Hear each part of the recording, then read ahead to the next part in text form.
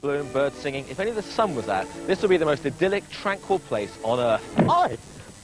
Who the hell do you think you are? I'm Britain's strongest man.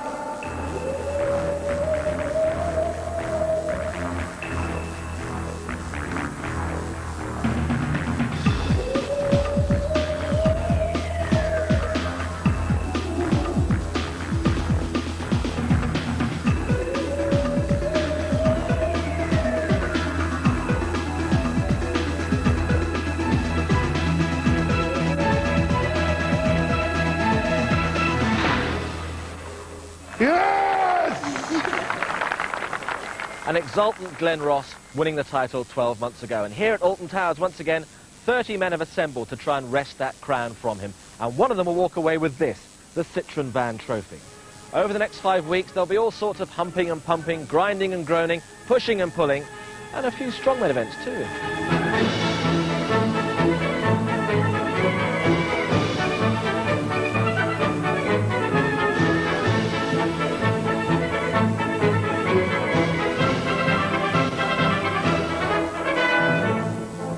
The format is what you've come to expect. 6 athletes in each heat, 5 events, the top 2 will go through. So let's meet our first 6. Glenn Ross from County Down, and I am the defending champion. I'm Alan Turner from County Durham. I'm Adam Townsend from Northampton. I'm Fraser Tranter, Wolverhampton. I'm John Futus, Aberdeen. I'm Gary Adams, Welling in Kent.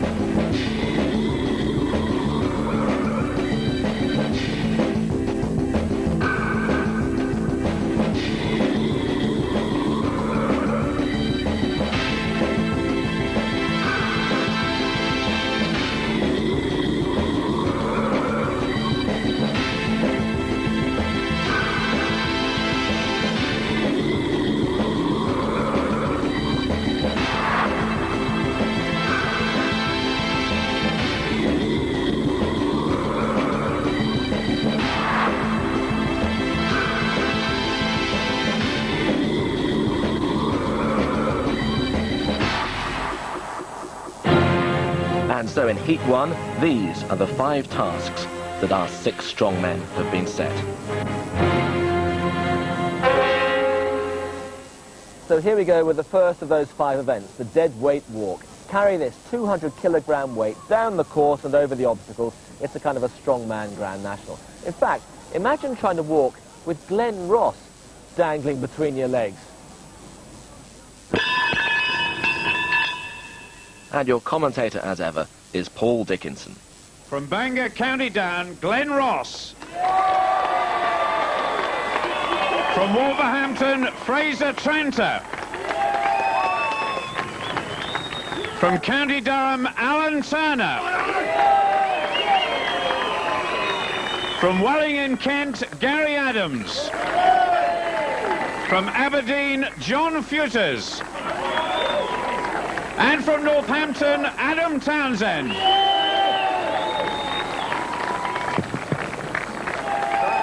There's a lot of nerves out there this morning. These guys may be massive, but I can tell you they're nervous. Alan Turner, especially the oldest man in the competition, Fraser Tranter, the tallest, and Glenn Ross, the defending champion, and by far and away the heaviest man here.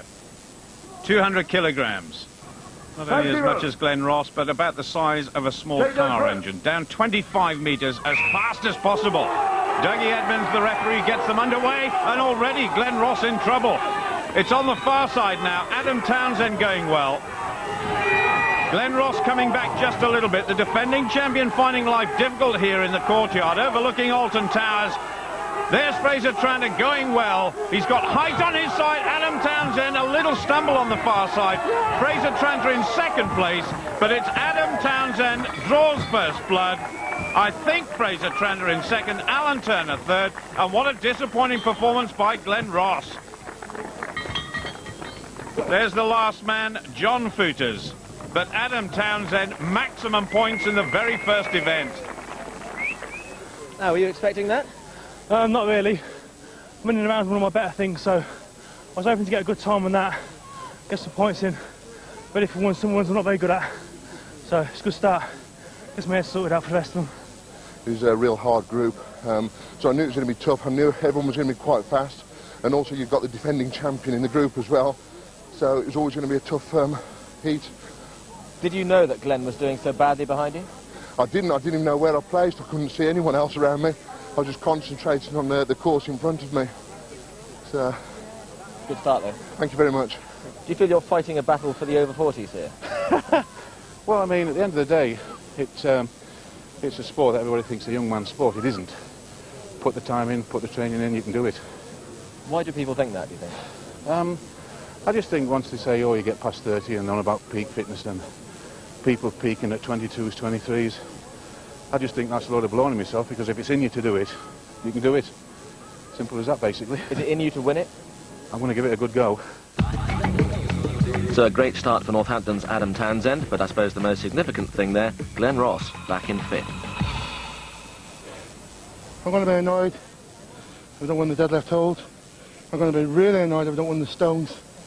And the singles fingers is just completely built for me, so I mean tomorrow's my day on Sunday, so I've got my small points there. It's good enough.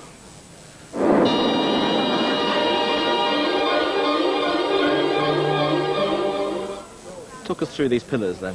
Well, the thing about this event is it's just pure grip. Forearms and your sockets filled, your arms and your sockets feel like they're pulling out. It's hundredths of a second this comes down to, and it's just pain, pain, pain all the way through. So basically it's how much you can take. So at the end of the day, this event is just pain.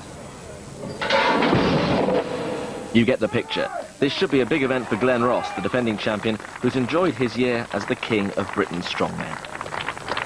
A lot of people have recognised him more now, he's won straight enough, and he loves it, so he does. You know. It hasn't went to his head, but you know, he does like all the people coming up and the kids saying, "Oh, I've seen you on TV" and all that. But he loves the attention, so he does.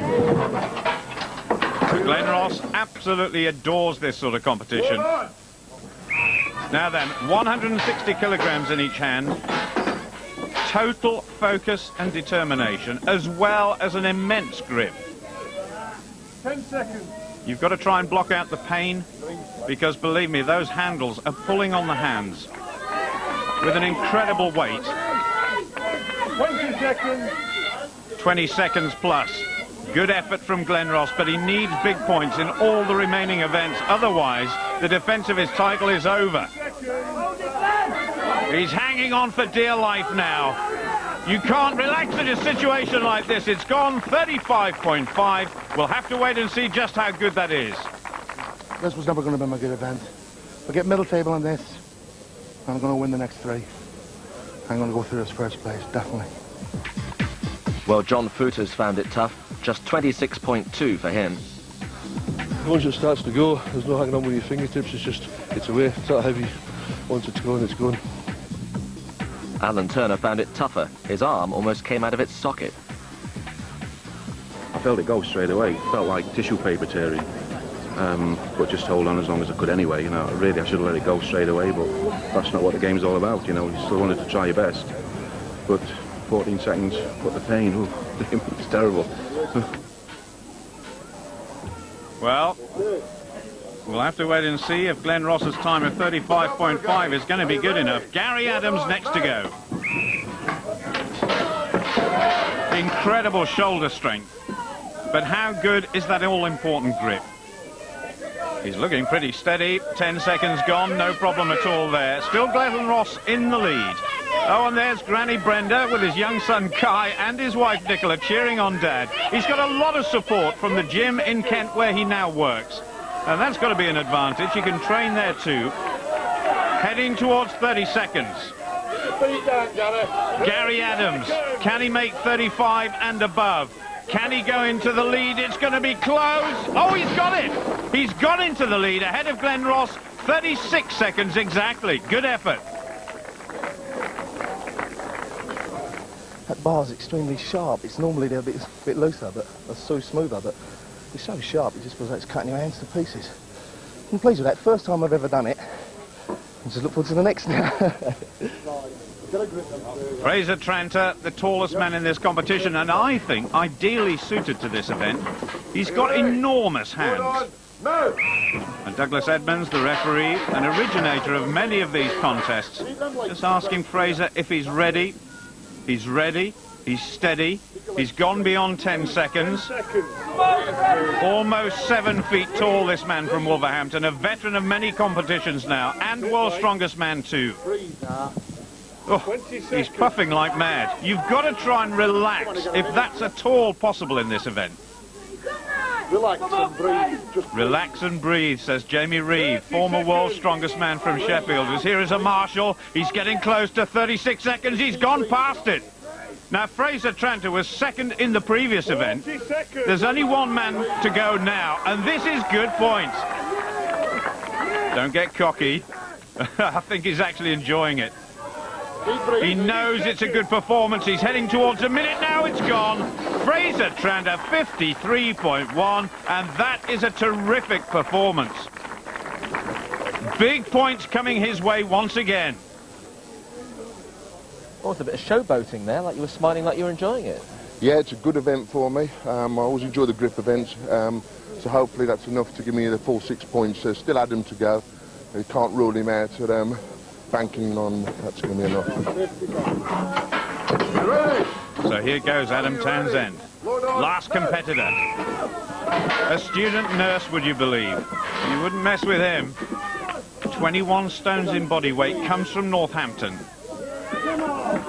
10 seconds. All of these guys have got a massive amount of support here. Adam competed in Britain's Strongest Man for the very first time last year. And since then, well, he's won a few contests. A lot of support for Adam, and that's his girlfriend, Sarah. He's heading towards 30. Now, the next target, Glenn Ross, 35.5. Gary Adams, 36 seconds, and he's gone. That is a big surprise, 35.7, and goes ahead of Glenn Ross by 0.2 of a second. Third, good. Yeah, it's still do. Keep the points back up again. I'm happy with that. So as long as I come in the top 3 in every event, that's what I'm worried about at the moment. I don't have to win them all, but it would be helpful. The bigger the hands, the easier the pillars. Fraser Tranter way out in front there. But Glenn Ross, despite being confident, is still well off the pace, as you can see there. He's still 6 points behind the leader after 2 events.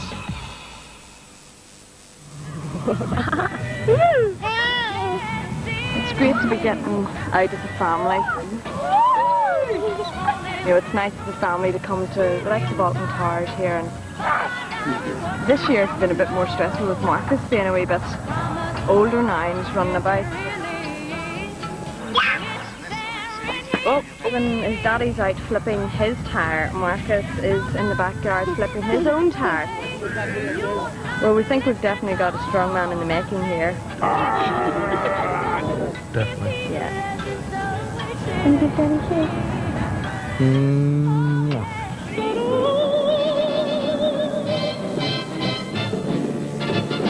Fingal was the legendary figure who couldn't swim. That's why he built that giant's causeway from Northern Ireland to Scotland. And these are his fingers. The lightest of them is 200 kilograms. And all the guys have to do is pick them up, and push them over. Well, Alan Turner, just 2 for him. 1 finger, 1 thumb. And John Footers never got to grips with Fingal's digits. Glenn Ross coming towards us, and on the far side, it's Adam Townsend. Well, they've got 3 problems. The conditions, the grass is going to be slippery. The fingers themselves are covered in rain. It's just drizzling a little bit. And of course the weight, 200 kilograms this first one, and then they rise by 25 kilograms each. The last one weighs 300. Glenn Ross away. It's even Stevens at the moment. Leading is Alan Turner, 2 fingers in 42 seconds. A 75-second time limit on this one. 15 seconds. Adam well equipped for this sort of event. Immense arms and shoulders, but balance is important. Rhythm is important, and Glenn Ross is in the lead. He's gone into the lead overall, and Adam's having all sorts of problems. 30 seconds. He's just looking across to see what the situation is, and Townsend is finished. He was watching Glenn Ross, but saw the man from County Down had got 2. Is it going to be 3? Yes, it is just. That's a tremendous effort by Glenn Ross. A tremendous effort by his wife Yvonne as well. Always at his side, always supporting this man who drinks, eats, breathes, sleeps strongman competitions. 1 minute. Coming down to 10 seconds to go now. Can he make the 4th? If he can, it would make life very difficult for Gary Adams and Fraser Tranter. He's had enough, I think. 1 second left. That's it. A big score, though, for Glenn Ross in very, very difficult conditions. The big man is coming back strongly. Absolutely unbelievable. Fantastic. It's about time we got some heavy events in Britain's Strongest Man. It's great to see. Great to see new, fresh, heavy events. And I'm looking forward to doing it again. Because I will get that 4th up and then I'll get the 5th next year. There's no question. Do you think anybody will beat I'll that? get to the final. I'm going to go for the 5th. I think it's just a wee bit of practice. But brilliant. Absolutely fantastic event. And if I get to forwards, I'm going to eat those shoes today. I wonder if Fraser Tranter heard that. He's going to eat his shoes if he can do 4. Well, there's Gary Adams too. They've seen what is required. Take that grip. And I think it's going to be speed. I'm not sure anybody will do the 4th or the 5th. So speed is what it's all about now. And Fraser Tranter showing that height is definitely an advantage. He's got long, long levers. And he's going well. That is very quick for 2 of Fingal's fingers by Fraser Tranter. And Gary Adams is not far behind. Good effort by him. Fraser Tranter, I think, on course to beat Glenn Ross. Yes, his time is certainly faster. 30.7 seconds for 3. And that is faster than the time Glenn Ross did. And Gary Adams is out. 2 in 23 seconds for him. Now, can Fraser Tranter do the 4th? We'll have an amazing eating contest. Fraser Tranter going for the 4th. It doesn't matter. I think he's won it anyway. He has. 3 in 30.7 seconds. Adam Townsend will finish in 5th place. I played it a bit clever, a bit tactical. I knew the times going last. Get the first 3 done quick. The 4th one was a bonus. So I think I won the event, did I? You did. Oh, happy days. And you're clear, so you must be thinking you're in the final. Well, yeah, but you can't count your chickens, can you? There's still another day to go, but it's looking good. Well, the fingers look like proving a pretty tough event. Fraser Tranter now 2 wins in 3 events. Glenn Ross getting better, but is time running out for the defending champion if he's to make it into the final?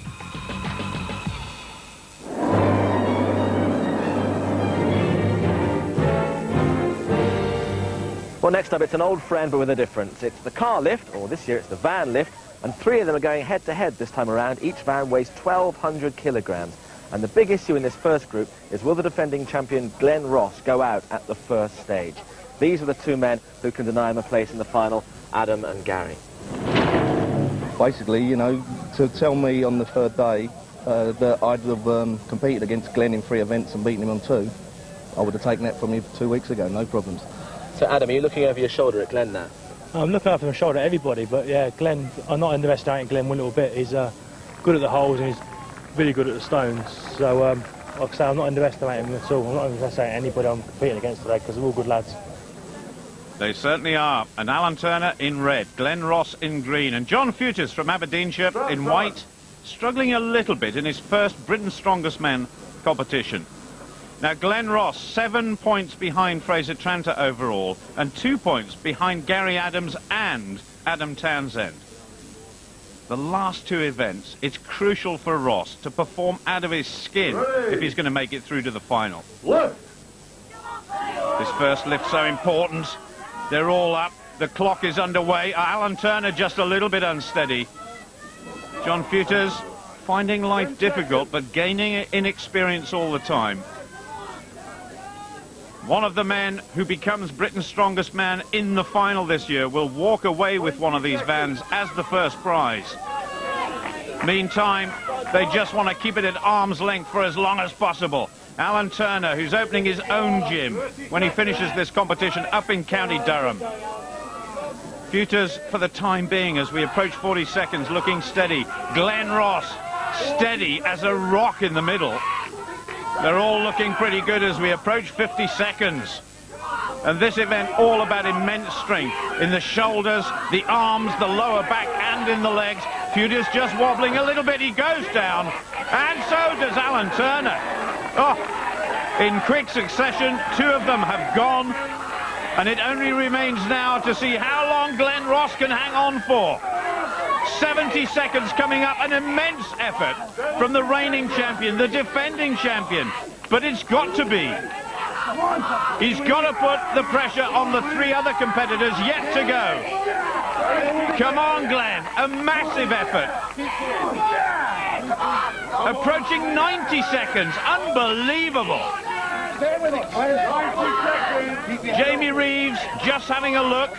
He's going, or is he? Oh, unbelievable by Glenn Ross. Absolutely immense effort. I've never seen anything like this.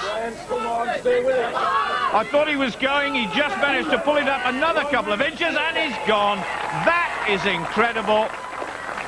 The medical team being called on just to look after this giant man. Who's the daddy? Well, for the time being, Glenn Ross is. No doubt about that. Can anybody beat his time? You're a man with a mission now, aren't you? Well, so did I need to win here to win the stones. I'm going to do it. I'm a stone monster. That really was an unbelievable effort by Glenn Ross. Meanwhile, the three remaining competitors getting strapped on 1,200 kilograms. That's a ton. Adam Townsend determined to capitalise on his position at the moment, and Fraser Tranter in the middle, 7 points ahead of Glenn Ross before this event. Well, Fraser Tranter, the tallest man here, I'm not sure that's an advantage in this particular event. And this is all about the efforts of Gary Adams there and Adam Townsend on the far side. There's Gary's supporters club. If they can beat Glenn Ross in this event, I don't think the Irishman can make it through to the final. It was a phenomenal time. 1 minute 52 plus. Gary Adams looking a bit unsteady, a little bit unsure. His time is being shouted out and he's gone. Oh my goodness, that is a surprise. Now what about Adam Townsend? Looking pretty steady. We're approaching 50 seconds. Good points again for Fraser Tranter. The man from Wolverhampton has done well. He finishes now 56 seconds or thereabouts, and Adam Townsend has finished too. Glenn Ross wins it. It's going to be amazing sorting out the points going into the very last event. Tremendous effort from all three.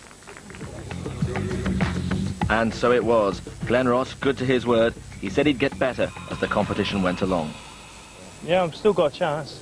Hopefully my stone's better this year. I've been practicing that well, so all going well. Stand a good chance, but Glenn's still close, only 1 point beyond me now.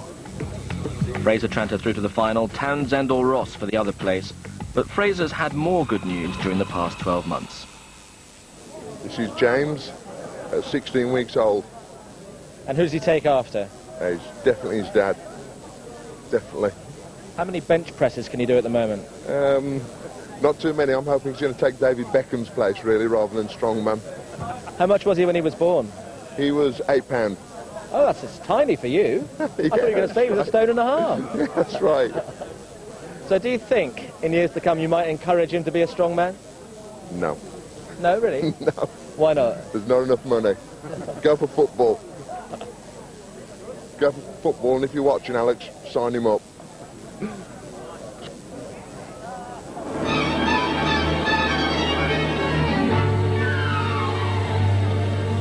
Well, the Atlas Stones are one of the staples of all strongman competition, and what better way to finish this group than a real shootout. 1 place left in the final. to be decided between these two men, Britain's reigning strongest man, Glenn Ross, and Adam Townsend. Good luck, guys. And as John said, it's all come down to this.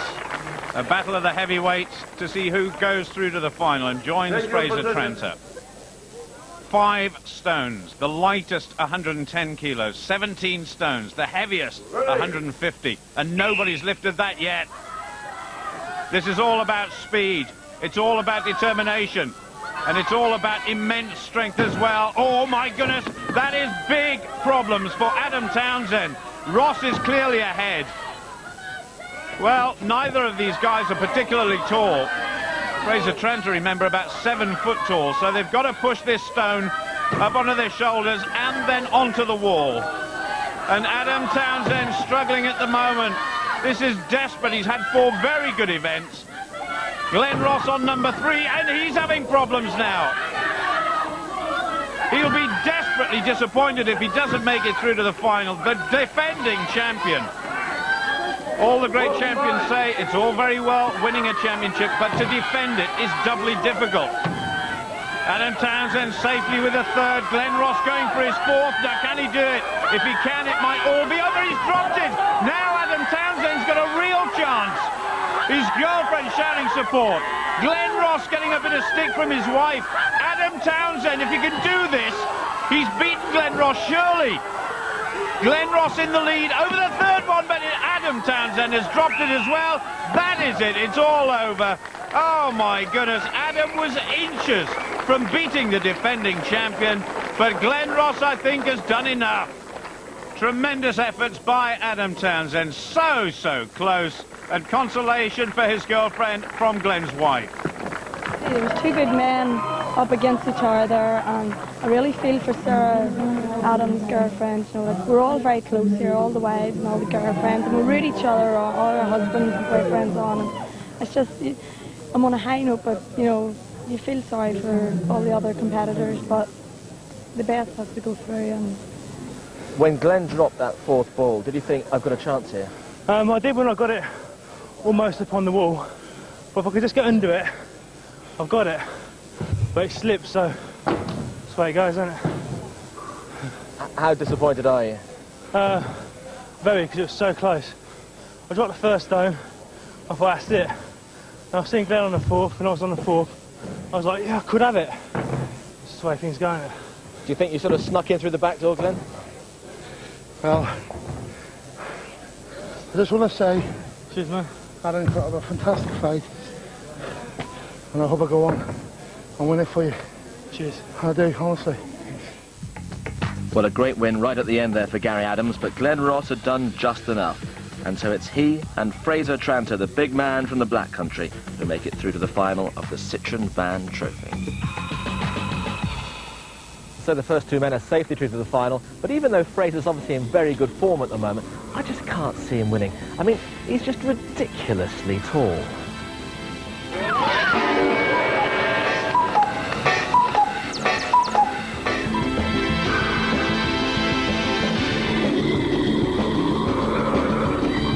Well, if John can recover from that, he'll be back for Heat 2 tomorrow on BBC One at the later time of 10 to 7.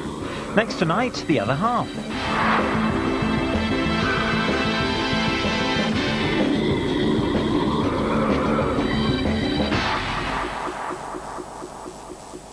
(1974).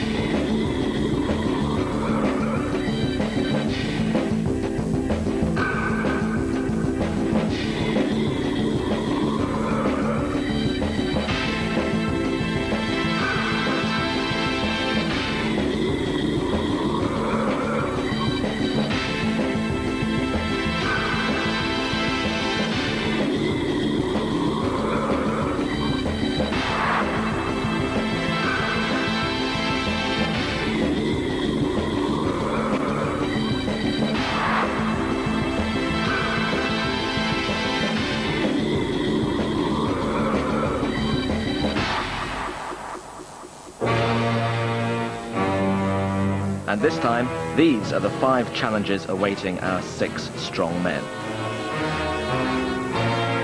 First event, carry this 200 kilogram weight all the way down the course, over the obstacles, first one to the end wins. And having seen the first heat, it seems pretty straightforward to me, so I thought I might have a go.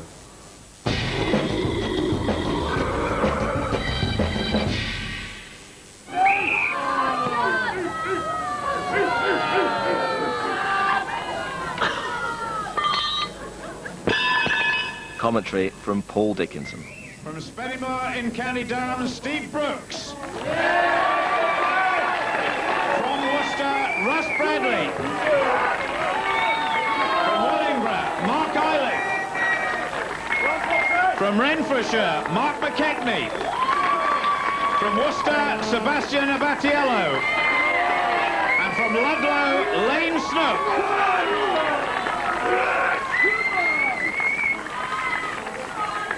Three first-timers in Britain's Strongest Man in this heat. Mark Eilif, Mark McKechnie and Lane Snook. Russ Bradley there, former Britain's Strongest Man, and Steve Brooks, he was second to Glenn Ross in the final last year. All 6 determined to get off to a very, very fast start. Thank you, Earl. Take your good. No margin for error whatsoever here, and it's Russ Bradley who's got off to the biggest start. Lane Snook on the far side, 6 feet 7 tall, 300 pounds. Oh, and Steve Brooks has got a problem. Lane Snook is running away with it.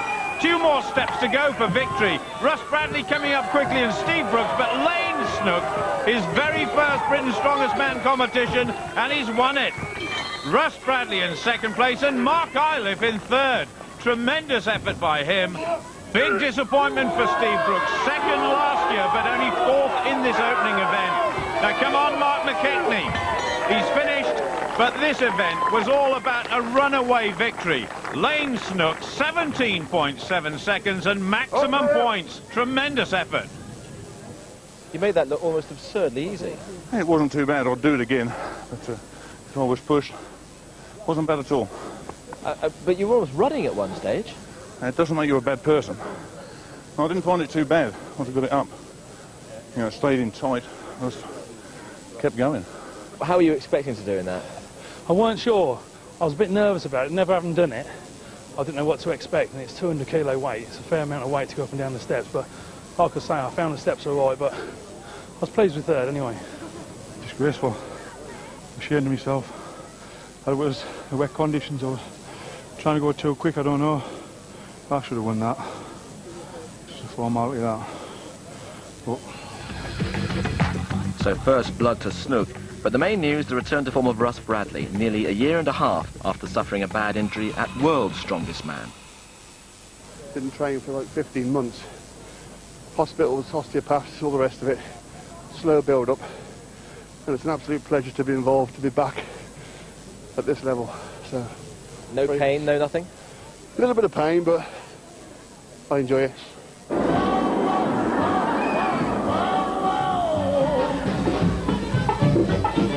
And 2 big barrels. What are you expecting this to be like? Painful. I've never done it before.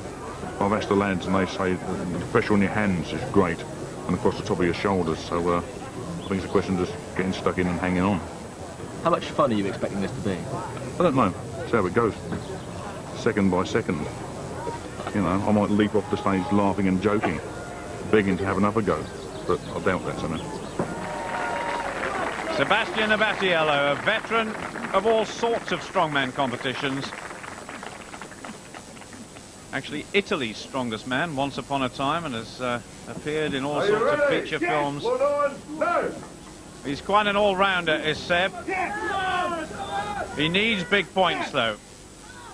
Abatiello, 3 points from event 1, so if he's got any hope at all of going through to the final, he's got to hang on for as long as possible to these 150 kilogram barrels. 330 pounds each they weigh. And it's all about grip. We had the Pillars of Hercules last week. This is a variation on that event, but exactly the same sort of torture, and he's gone. 32.5 seconds. A good effort from the man from Worcester. How hard was that? Very, very hard. Heavy, very heavy. How about the mental thing, about keeping it, you know, shouting at yourself? Are you shouting at yourself, at the world, or at nothing in particular? At myself to do it, basically. The most important thing is getting your grip at the beginning.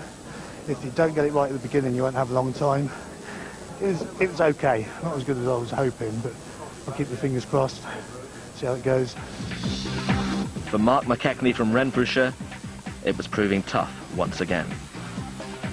And for the pride of the North East, Steve Brooks, another disappointing performance. Look up, please. Are you ready? Load on. No! Dr. Douglas Edmonds, the referee, just making sure Mark Iliff is set. And look at the stretch that's going on across his shoulders. Well, during his day job, this guy is a Formula One racing car engineer. I bet he's never encountered anything like this. He's come into Strongman quite late in his life. There's wife June and Mark Jr., his son, cheering on Dad.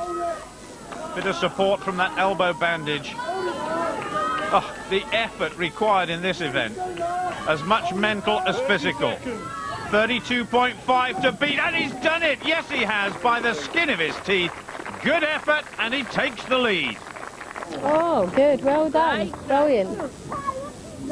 He's doing well so far. It's his first year he's doing it, so it's a bit nerve-wracking, but... Show us those hands. It's pulled all the skin hard there.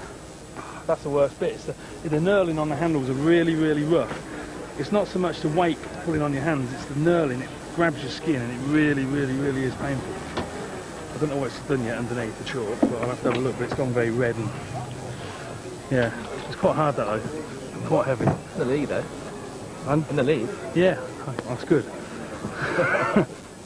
I think Mark Iliff was being very polite when he said it was quite heavy. It's very, very heavy, and Russ Bradley knows it. Load on. No! Well, former World's Strongest Man finalist, coming back from injury, missed most of last year, but he's coming back well. He knows he's about 6 or 7 months short of the sort of form he'd like to be in, but it's great to see the former Britain's Strongest Man back. You're doing well. He certainly is, says wife Caroline. Now then, the time he's got to beat, 33 seconds. 2/3 of the way there now for Russ Bradley. Needs big points here. Second in event one. 30 seconds. Couple of seconds to go. Can he do it? Yes, he can. He's got into the lead, but only just 34.6. But Russ Bradley, once again, I think, guaranteed some very, very useful points. He might be short of training, but he's still in very good shape. That was good. I didn't realise, actually. I thought he came second or third then, but yeah, it's practice. That's what it is, practice. That felt so comfortable. There was no pain, didn't feel heavy, nothing. There was a little bit of a jerk at the start, and I knew the left hand was going to go, and he just stood there thinking, will it go in the next 3 seconds, will it go in the next 6 seconds? And it went. The right hand could have stayed there all day. I was a little bit disappointed, but it's in the lead so far, so fingers crossed. Well, Lane Snook didn't walk off the stage laughing and begging for more. And that meant that Russ Bradley, no problems with his back there, was the winner, with Steve Brooks in yet more bother at the bottom. Are you starting to get a little bit worried about how things are? I am, certainly. That's not a good event for me anyway. Tube's always a bad event. I've only got small hands. There's another 3. I've got to win the last 3. And I'll try my very, very best.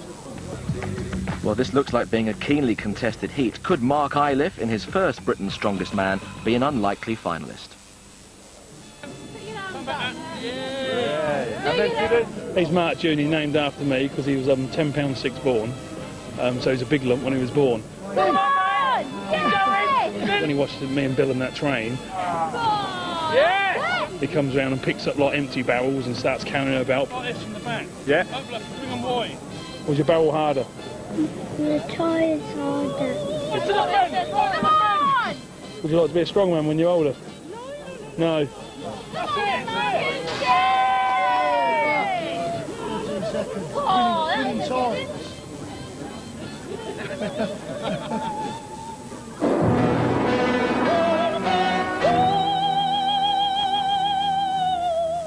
good news and bad news. These are two railway sleepers battened together, weighing 500 pounds or a quarter of a ton. The good news, they don't have to carry it. The bad news, somehow they've got to flip it all the way from this end of the course to that end. Russ Bradley and Mark Iliff. For the men who are lying in first and second equal place, that is Mark Iliff on 9 points with Lane Snook, but Russ Bradley 2 points in the lead from the first two events. 500 pounds, that's 230 kilograms, and conditions rather like they were last week for Fingal's Fingers. It's wet underfoot and the equipment is soaking wet as well. One or two concerns before this event started about safety, but the competitors have said, we're going to go for it. Now Russ Bradley in the lead at the moment. Mark Iliff a little bit behind him, perhaps half a flip. Both of them have got gloves on. It's all about strength in the legs, the lower back and the arms and the shoulders. It's all round strength and endurance. You've got to be a real athlete to do this one. Gregor Edmonds standing behind Russ Bradley for safety, as is Jamie Reeves standing behind Mark Iliff. They'll be giving these guys some encouragement too. Russ Bradley exhausted. Mark Iliff may just be catching him. Push it forward, says Jamie Reeves. Now come on, Russ. The distance will be measured if they don't finish the course. They're running out of time. We'll add down to the last 10 seconds. It's so close. Russ Bradley flips his over. It looks about level, neck and neck. Russ Bradley absolutely exhausted, but a tremendous effort once again by both Mark Iliff and Russ Bradley on the comeback trail.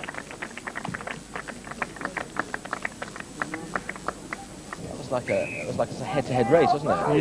Yeah, quite difficult actually. I think the wood soaked up some water between competitors, and it is very, very heavy. And on that last one, I was very disappointed with that really. I should have finished that course quite easy, but the last one, just nothing left in my arms to press it or anything. Were you watching him? I was aware of his position, yeah. I actually thought he'd beat me. But that sapped a lot out of me. As I said before, I'm coming back. The raw power's not back yet, leg power's not back yet, but I'm surviving it. If I can get into the final, it'll be a huge bonus. Well, this was not the ideal platform for Seb Abatiello. Just 11 metres he managed. Lane Snook, though, much better for him, into the lead, 15.9, but no one's completed the course yet. Well, Steve Brooks on the far side there, contemplating the possibility of going out of this competition. He's got to win this one. Mark McKechnie, his first Britain's Strongest Man competition. Not going too well so far, but learning with every event. Brooks has got to win. Lane Snook, the surprise leader. And Lane Snook, of course, won the very first event here. Steve Brooks is going well. Now watch his arms and shoulders. They're packed full of muscle. He weighs about 21.5 stones. That's about 140 kilograms. Hardly any fat on him at all. Mark McKechnie, another 20 stoner, some way behind Steve Brooks. His wife is on the sideline shouting and screaming at Steve Brooks. Second in the final last year behind Steve Brooks. 3 events to go. We're coming towards the end of the third, and I think Steve Brooks might finish this one. If he can, he's going to win and take 6 points. Magnificent by Steve Brooks, but he's still got a lot of work to do. Those massive shoulders have still got to produce something magical. Mark McKechnie in danger of taking last place. McKechnie finding life very, very tough. I think he's finished. The Scot finishes his event outside the time limit, but it doesn't matter. Steve Brooks has done it. And how important is it having someone screaming in your ear the whole time? The slap was better before I went on. For a red hand. You smacked him, did you? Oh yeah. Face, shoulders.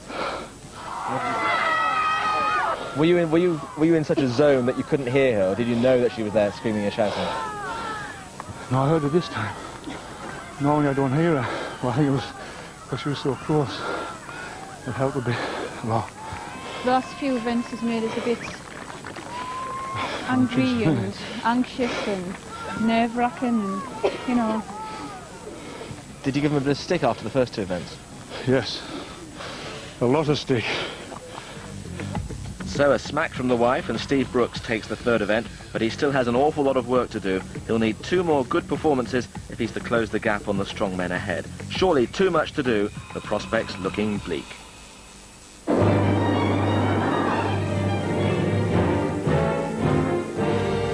Well, this year the car lift has metamorphosed into the van lift, and 3 of them are going head-to-head. Each van, as you can see, weighs 1,200 kilograms. And the big question in Group 2 is which 2 of these 3 men will make it through to the final. Now, you're 2.5 points down from the leader. How do you view this? Just got to hold on for as long as I can, really, and that's it. Never done it, so just give me the best shot. No, I'm just going to try and pick it up and hang on. That's all I can do, really. I do feel quite relaxed and reasonably confident for this event, and just going to go in there and give 100% and see what happens.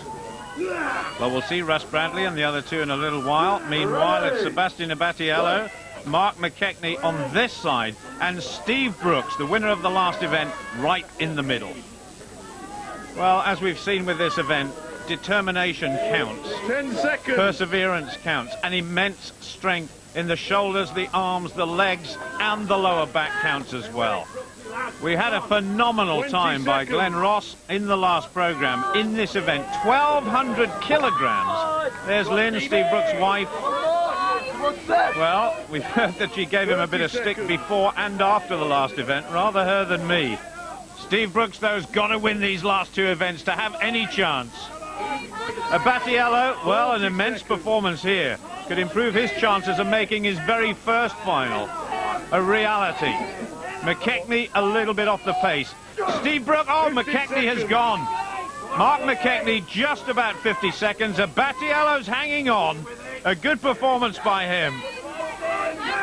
1 minute. Steve Brooks looking fairly composed, if that's at all possible. And Abatiello is finished.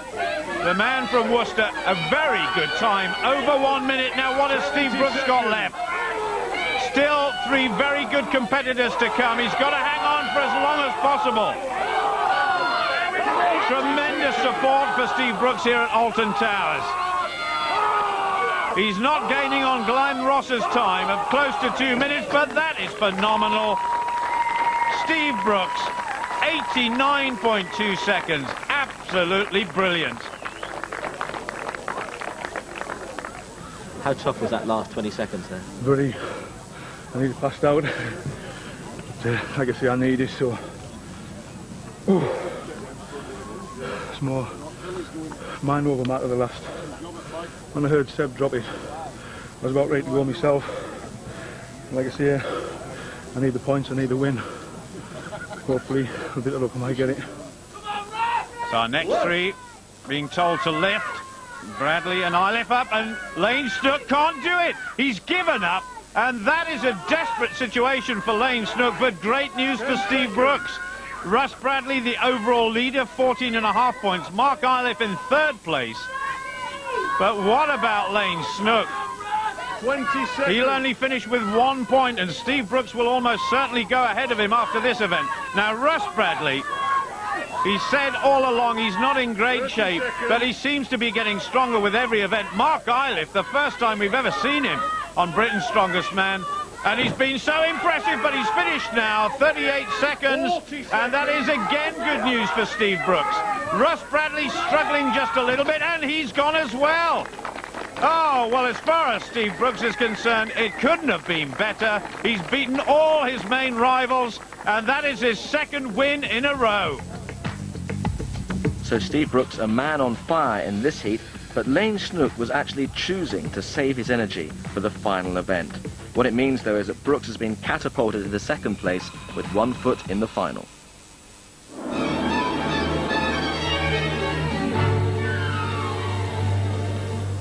And so we come to the final event, the Atlas Stones. 5 massive boulders from 95, 105, 115, 125, 135 kilograms that have to be lifted onto that wall behind me. I'll tell you what, though, you wouldn't want to have 2 of these between your legs. Take your position. Lane Snook on the far side. Mark Iliff on this near side in the red vest. Inexperienced as far as this classic strongman event is concerned. Ready. All 5 in the fastest possible time. We haven't seen anybody do it in the previous programme, but what a way to finish 5 gruelling events. Mark Iliff by far and away the shortest of these two. Lane Snook is about 7 inches taller. Both have completed 1 each. I think Mark Iliff slightly the faster. Lane Snook gets the second one on, and he's moved ahead of Mark Iliff. 2 debutantes in Britain's Strongest Man, but 2 names to watch out for in the future, that's for sure. Now, what can Lane do? Whoever wins this particular pairing will set the target for the rest, and that is what Steve Brooks will be watching very, very carefully from the sidelines. This, the stone which weighs 125 kilos, 19 stones in weight. That's about the same as a refrigerator that's full of a weekend shopping. Absolutely massive and very, very awkward to lift as well. They're running out of time. We're inside the last 10 seconds, and Lane Snook has done it. A fabulous effort. So he will set the target for the rest. Mark Iliff, a good finish once again by him. But Lane Snook, magnificent right to the end. And that is a very tough target for the rest. Might be a bit early to say, but maybe the tactic of opting out of the last one might pay dividends now. I wish I'd opted out of that one too. That was nasty. It was, went my way in the end, which had some trouble with the fourth one, getting it off the ground. But pleased with that. Hey, you put the pressure on the other 2 guys there, haven't you? I mean, one of them's got to get 4. Yeah, this is true. We'll see. Who knows what might happen. Oh, my goodness. Steve Brooks getting a bit of stick from Lynn, his wife there. Just wait till I get you home. Russ Bradley on this side. Steve Brooks with his back to him. Brooks said he's got to win the last 3 events. He's won 2 of them so far. Russ Bradley coming back into form. So, Steve Brooks will have seen what Lane Snook did. He'll be very conscious of the fact he's got to do 4 to beat Lane Snook and go through to the final. Russ Bradley too, can't afford to relax too much. Mark McKechnie, we haven't seen him, but he lifted 3 stones, and that was a good effort by him. So providing Russ Bradley does 3 or more, he's pretty safe. Lynn is getting agitated on the sidelines.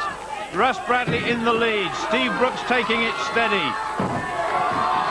This man is solid muscle. Bradley, full of grit and determination. Brooks, hot on his heels, but Bradley gets 4. An incredible effort. Now then, what has Steve Brooks got left? Nobody's done 5 in either of the 2 programs we've seen so far. This one will take him through to the final, and he's got it! Steve Brooks has done it. Russ Bradley has finished. And now the Brooks family can afford to celebrate after so much doubt earlier in the competition. Russ Bradley has made it too. What a phenomenal way to finish. Did you ever entertain the thought of going out at the group stage? Yeah. We had a bad few nights. In the hotel, me and my wife were just heads down. I think the up there's tested us this week. I pulled it out. So, pretty happy at the moment. I can imagine. And Russ, very consistent all the way through. You must be delighted to get to the final. Where's the nearest pub? It's a dream come true. Didn't expect it. These guys are a lot better than me at the moment. I've slipped back a bit. I'm slowly clawing my way back. It's a pleasure to be able to compete at the same level as Steve, Glenn Ross, and one of the other lads. I'm just going to relax and enjoy the final now. I didn't think I'd make it. Kept battling away, and sure enough, I'm there again. Sure is. In the end, the 2 strongest men came out on top. Lane Snook and Mark Iliff, the newcomers, just missing out. And from appearing out for the count, Steve Brooks makes it through in 2nd place alongside Russ Bradley. And so Tranter, Ross, Bradley and Brooks are the men through to the final of the Citroen Van Trophy. So 4 men now through to the final, and after that long layoff with injury, good to see Russ Bradley back in form. But, you know, he's got no chance of winning. I mean, how can Britain's strongest man have strawberry blonde hair?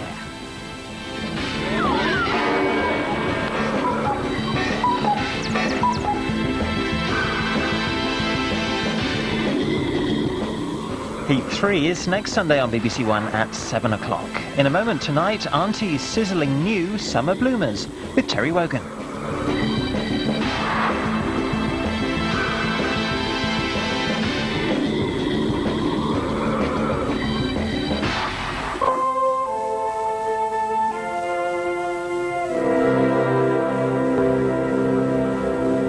Alistair, the gardens here really are awe-inspiring, and the range of trees is truly magnificent. I mean, this cedar's what, 200 years old?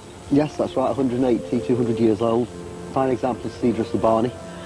The trouble with it is, though, it tends to overhang this canal a little bit too much. If you could get, what, half a dozen huge guys, just rip it out by the roots, move it 6 foot over there, that would be fine. I think I might be able to sort that out.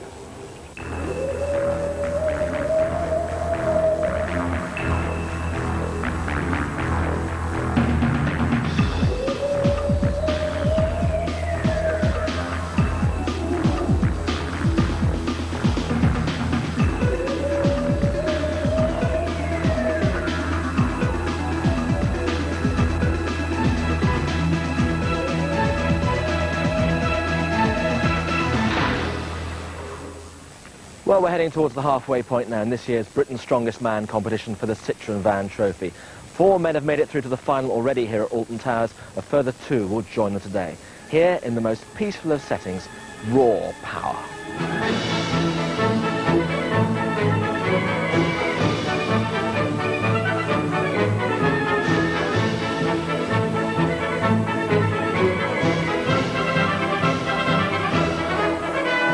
Here's the format, 6 athletes in each heat, 5 events. The top 2 only go through to the final, and these 4 have made it already. Fraser Tranter from Wolverhampton, Glenn Ross from Bangor, Russ Bradley from Worcester, Steve Brooks from the North East, who'll join them from this heat. I'm Jamie Barr from Fife. I'm Rob Dixon from York. I'm Adrian Rollinson from Dudley. I'm Paul Banks from Slough. I'm Martin Campbell from Northern Ireland. And I'm John Kiss from London.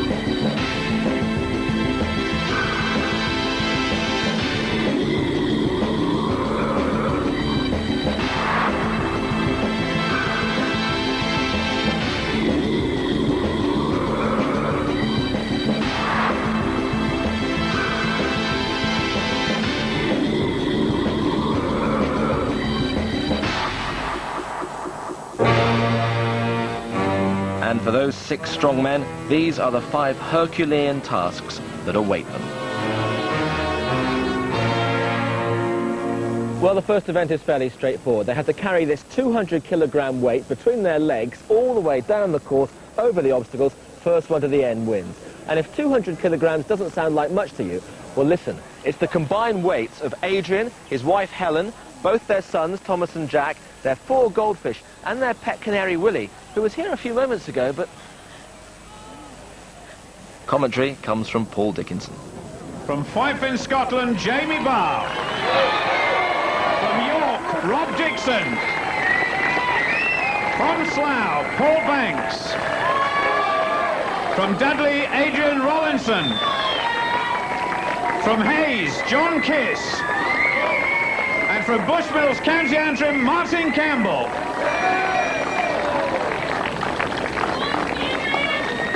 Jamie Barr on this side, former competitor in World's Strongest Man competition. Martin Campbell, whose big hero is Glenn Ross, the defending champion who's already gone through into the final. Adrian Rollinson there, the biggest man. Rob Dixon, all fire and fight. right next to Jamie Barr. 25 metres they've got to cover in the fastest possible time. So important to get off to a quick start. Timekeepers, take your grip. Douglas Edmonds gets them away to a start. And on the far side, going well is John Kiss in the yellow. Jamie Barr going well. Rob Dixon is coming away. One of the shortest men in this competition. Oh, he's absolutely blowing away the opposition. And he's got it. Rob Dixon wins it. I think it's Jamie Barr in second place, just ahead of John Kiss there. What a phenomenal start by Rob Dixon. Adrian Rollinson just finishing now, along with Paul Banks. That's Rollinson. Paul Banks just picking up a single point, but it's 6 points, a big 6 points for Rob Dixon. Were you expecting to win that? No, not at all. Not really normally a good event for me, isn't that? So running next to Jamie Barr really spurred me on. I saw myself in front of him and I didn't get too excited because I didn't want to drop it. I've been renowned to dropping before, but I was very, very pleased with that. I would hope for top 3, so that was brilliant for me anyway. When you saw Jamie sneaking up on you as you were coming towards the final steps, did you start worrying a bit? I never saw him sneaking up on me. I'll be honest with you, I never really saw him sneaking up on me. You say he was, so that's a fair comment, but I never saw it. If I did do, I would have probably worried. As a seasoned campaigner as you are, is the sole intention here just to qualify for the final, really? Well, obviously that's your first. You can't start counting your chickens. I'm going to be in the final. You've got to just get on with it, make the final, and see what you're going to do when you get there. Don't want to peak too soon, then, do you? No, you have to try and do enough to get there, but no showboating and wasting energy. How do you rehearse, or how do you train for carrying something of that magnitude between your legs? You don't really. It's just I've been just working my fitness. It's hard to get hold of the equipment because you never know what the events are. So you got to improvise and just work on your fitness really and strength. How hard was it? It was pretty easy. It was just I think I got the momentum too fast and slipped and get it over. I tell you, it's a good job you didn't drop it on your foot. No, I'm careful like that. Rob Dixon, small is beautiful. And what of the protege of Britain's strongest man, Glenn Ross, Martin Campbell? What did he make of it? Great one. It's very hard. It's a lot harder than I am, strongest man, which I noticed here already. Like, weights is a lot heavier. Boys are bigger and stronger. But I'm only 25 and hope to improve, which I have done the last couple of years. I know now I'll improve even more. I was training a bit with Glenn.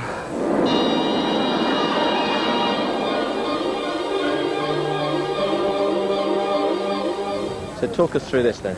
Oh, well, I've done it once before, and last time I've done it was different to this, but it felt like my hands were going to pull off, but it's just a matter of gripping it and holding on for dear life. You know, as long as you can. I couldn't have described it better myself. Paul Banks, who lives and trains in Slough. 160 kilograms each. That's about 25 stones in each hand. Adrian Rollinson is the biggest man in this event, and he only weighs 23.5 stones. So here we go. Banks needs good points. They all need good points. The weather has finally blessed us here at Alton Towers. We've got a magnificent crowd as well. The strain across the shoulders, the biceps, the triceps, and of course in the hands. Absolutely terrifying. Heading towards 30 seconds for Paul. And it's this point where they all say, you've got to block out the pain. I don't know how they do it. Towards 40 seconds, and he's gone. 38.8 seconds. That is a good result for Paul Banks. Hopefully that should put me up there a little bit, so a bit happier now. And that hurt. Where? I did it in the hands. It's like, I don't know, I can't explain it, but you go and have a go, mate. I think if John tried it, he'd end up with arms about 7.5 feet long. Anyway, Adrian Rollinson is the next up. The biggest man here in this heat. 6 feet 3, 23.5 stones. Adrian Rollinson needs good points here as well. just concentrating, settles himself. You're not allowed to bend the legs too much, so Jamie Reeve and the other judges will be having a close look at that. The effort spread across the arms and the shoulders. That's his wife Helen and sons Tom and Jack. These guys, well, they live, breathe, eat, sleep strongman competition. When they're not sleeping and eating, they're training. It's an incredible regime they have to put themselves through. And that is a good effort by Adrian Rollinson. He's gone into the lead, ahead of Fallbanks. 40 seconds, a cracking time. I am usually good at that sort of event, but I'm pleased with the time. Yeah, pleased with that. Do you think anybody else will beat that? I don't know, there's two good fellas in there to come yet. So I'm hoping he's good enough to take it, but we'll see. But these obviously weren't the two he was concerned about. Martin Campbell still learning the trade. And for John Kiss, just the 13.5 seconds of absolute torture.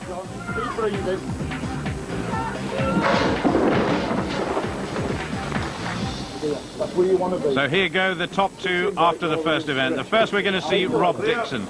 In some ways, the surprise winner of that first event. He weighs about 20 stones of solid muscle, but he's by far and away the shortest in this heat.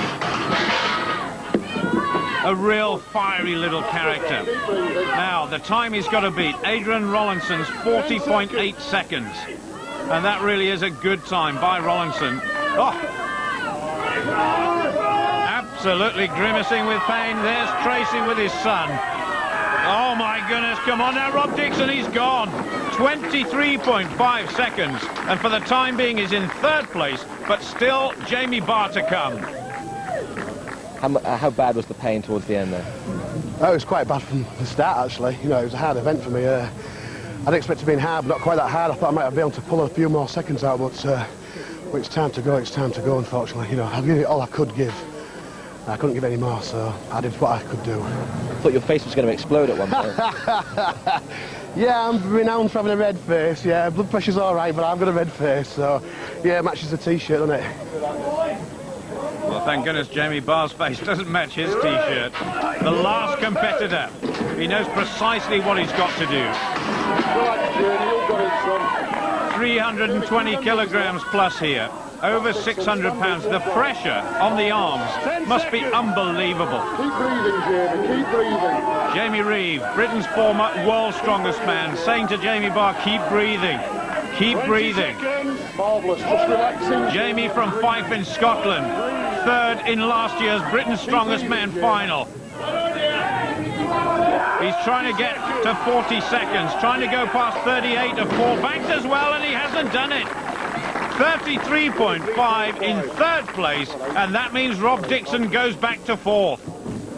Big points for Adrian Rollinson in the second event. How competitive do you think this group is? Well, it's good. We're all shouting for one another. Everybody's helping one another on. That's what it's all about. Good sportsmanship. You get beat by the better man. There's no complaints. There's no babies in this group. Adrian Rollinson certainly no baby. His 40.8 was good enough to take first place there. And this is a very tight group, just 1 point separating the top three, but Rollinson's having a good time. Hello. He's a brilliant Hoover. Loves to get the Hoover out. Jack, get done. Moves all the furniture up with a shine, oh yeah.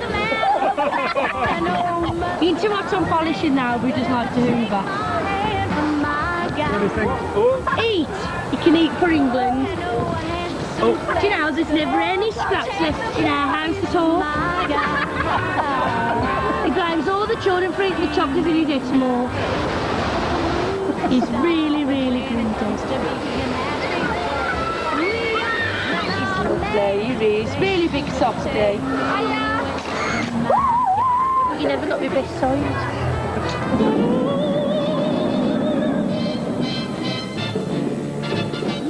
Well, this next event is a brand new one, and it's derived from the legend of Fingal, who built the Giant's Causeway from Northern Ireland to Scotland. These are his 5 fingers, ranging from 200 kilograms to 300 kilograms. And with fingers like tree trunks, just imagine what his thighs were like. And you know what they say about guys with big fingers? Big thumbs. It's still proving hard work for Martin Campbell.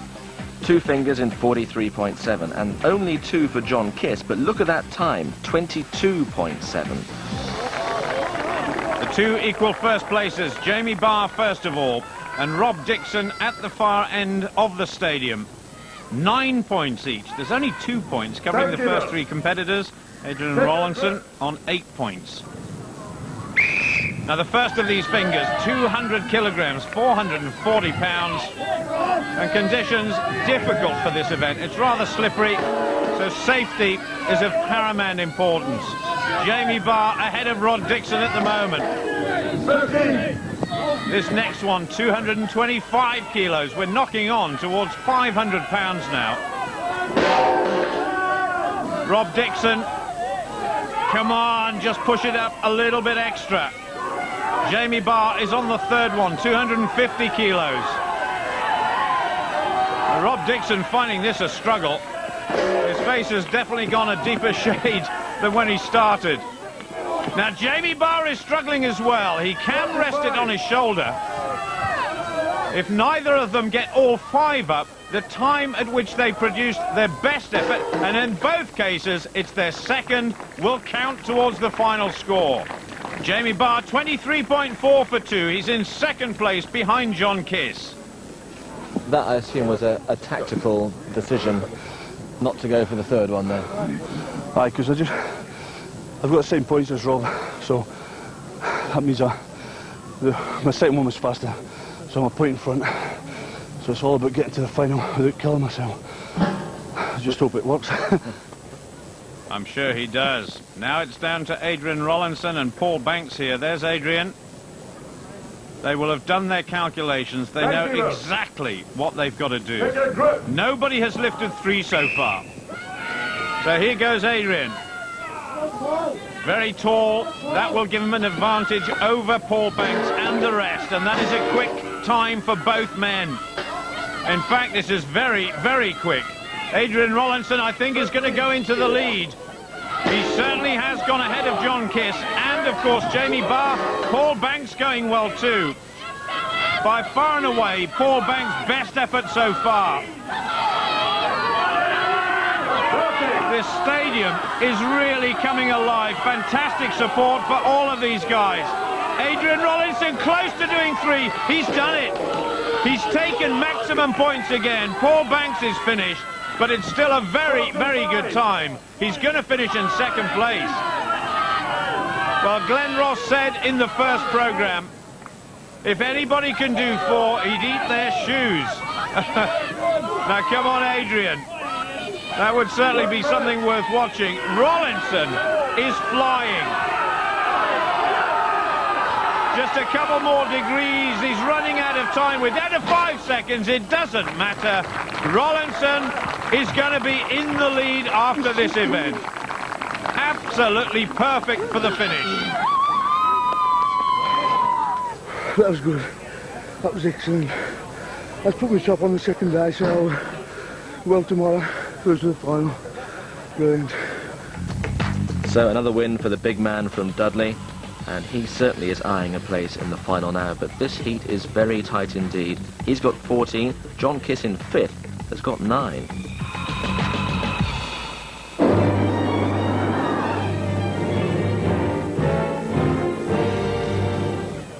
Well, this group really is fascinating. Any 2 of 5 can go through to the final, and this van lift might be crucial. 3 of them going head-to-head at a time. Each van weighs 1,200 kilograms. So assuming they all think they're going to go through to the final, who's going to go through with them? Answer? Big Adrian over there. Big Adrian over there. And you say? Big Adrian. Big Adrian. And you say? Big Adrian. Big Adrian. My mum. Your mum? My good friend there. Your good friend there. And Martin, what about you, mate? Better luck next time. Yeah, sad, isn't it? Well, Martin Campbell, who's on the right-hand side, will be determined to salvage something from this competition. There he is, training partner and great friend of Glenn Ross on the far side. John Kiss, the prison officer. That is Paul Banks right in the middle. We've seen some phenomenal performances in this event in previous programmes. I don't know what he's smiling about. He's enjoying himself, certainly all of these guys are. Tremendous competitors, but great friends as well. Over 20 seconds. All three competitors looking pretty steady at the moment. Tremendous support for all of these guys. Paul Banks is gone. 31.7 seconds. Now, what has John Kiss got left?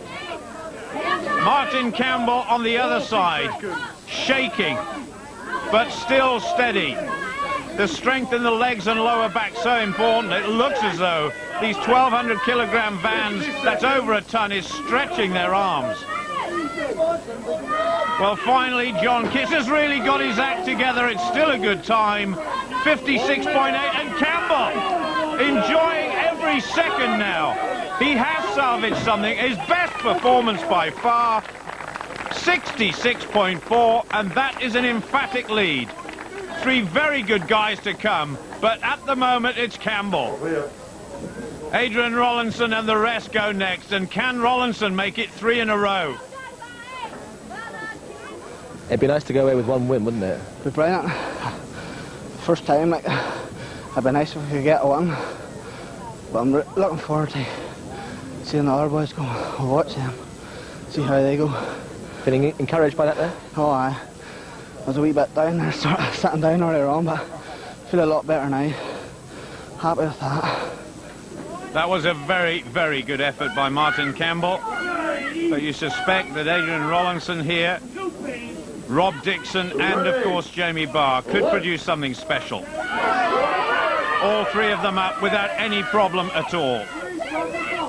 Now at the moment, Rollinson, 2 victories. Rob Dixon, 1. He won the very first event. Jamie Barr going along steadily. Rollinson after the hat-trick of victories.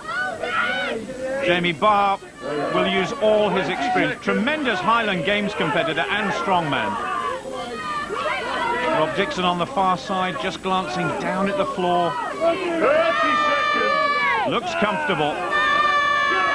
Great support from the Rollinson family. Come on, Dad. He might eat them out of house and home on a regular basis, but they're really supporting this guy to make it through to his first ever Britain's Strongest Man final. Jamie Barr's been there before. So has Rob Dixon. Heading towards a minute. Martin Campbell's time, remember, 66.4 seconds. Rob Dixon at the moment on 11 points in equal third place. Jamie Barr in second place on 12. Rollinson in the lead. They've gone past Martin Campbell. Martin Campbell will finish in fourth place, but who's going to win this one? One event to go after this. This is crucial. They're all watching each other. Jamie Barr heading towards 90 seconds. Unbelievable. 90 seconds. This is phenomenal. All three are heading towards 2 minutes now. A time even Glenn Ross couldn't complete. Rollinson perhaps looking the best of all. Come on, Rollinson, that's his wife. 1 minute 50. This is unbelievable. They're going past the time that Glenn Ross set in the first program. Who will be the first to crack? Big points are at stake here. What has Jamie Barr got left? What has Rollinson got left? They think he's got it. Oh, the atmosphere here is unbearable.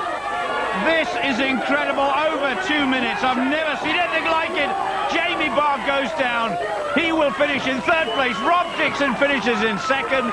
And Rollinson gets a hat-trick of victories. Absolutely fantastic from Rollinson. Fantastic from Rob Dixon. And a tremendous effort by Jamie Barr as well.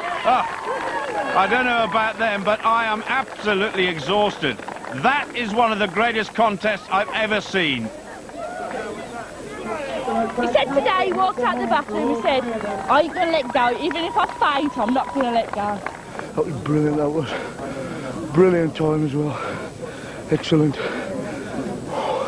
They were talking each other and shouting at each other, but you were just there in a trance almost. Just transfer, just totally cleared my mind and went for it. One time I thought, around about 40 seconds, I thought I was going to drop because man's just totally went numb. But to pull through, brilliant. Brilliant. Oh. You're almost in the final. Yeah, excellent. Whew. When he started shouting at me, my grip started going, and I got my composure again. I started shouting, "You're dropping it, Jamie, you're dropping it." He was looking at me and went, "Come on, Yorkshire boy." So it was, we're now equal points now, aren't we? Aye, that's what it's down to the end. I had to finish, but at least just 1 point, so we're going equal points to the stones. It's good for TV. It's good for TV, isn't it, Jamie? Oh, that's what it's all about. Yeah. So 3 wins in a row and safely through to the final is Adrian Rollinson. But the best of friends and the greatest of rivals, Barr and Dixon, with everything to play for now.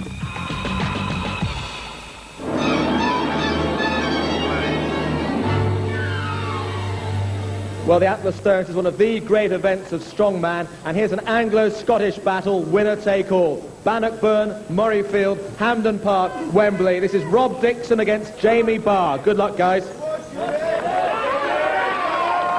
16 points each. Jamie Barr has to beat Rob Dixon to make it through to his second Britain's Strongest Man final. Rob Dixon has to beat Jamie Barr. They start back-to-back, but this is a true head-to-head contest. They're so nervous, these guys. It's unbelievable. A big moment in their strongman lives. Who's going to make it through to the final? Dixon throws that one up on his shoulders. 16.5 stones it weighs. Jamie Barr, though, in terms of these stones, the most experienced. Oh, it's absolute neck-and-neck stuff at the moment. Now this one's weighing in at about 20 stones. Rob Dixon makes it look so light, and he's gone ahead of Jamie Barr. Rob Dixon's got the edge. He's the shortest man between the two, and that makes it more difficult, but the power he's got is phenomenal. At the moment, Rob Dixon's going to do it. He's done it. All 5 in a phenomenal time, 43.2. The time is totally irrelevant. Rollinson is already through to the final, and now Rob Dixon is. Jamie Barr, one of the favourites before this heat, is relegated to 3rd place. He'll have to come back and do it all again next year. I had inner confidence in myself to do it, but Jamie Barr's no mug, he's a hell of an athlete, so I'm pretty pleased to go through, yeah. It was a real race, that. You were looking across the whole time, weren't you? Yeah. He beat me on the first 2, and I think 3 and 4 really coming to my own on that one. The last one went up pretty easy, actually. I was chuffed. Didn't think I could walk it in. I thought I'd have to go on my shoulder, but I'm chuffed. Very much so. Well, deservedly chuffed as well. That was a tremendous duel between him and Jamie Barr. Dixon through to the final. Jamie Barr, a regular contestant in the World's Strongest Man, missing out. Did you expect to win the group? Not in the fashion I have done. Well, that's excellent. I mean, the standing I've got like Jamie Barr and Rob Dixon. You know, I mean, it's excellent. Brilliant. Cheers. You're just pleased, aren't you? Oh, you see, I am, yeah. Whew. And so those two join Fraser Tranter, Glenn Ross, Russ Bradley and Steve Brooks in the battle for the Citroen Band Trophy. So 6 men through to the final now, and Adrian Rollinson, a real outsider, making it through in our 3rd heat. But I don't know about you, I think he's just too old and too fat. I can't understand a word he says anyway.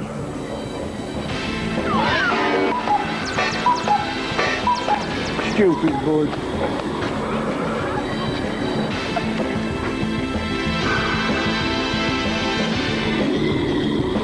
Well, with or without Mr. Inverdale, the competition continues tomorrow night at the slightly later time of 7:30 here on BBC One.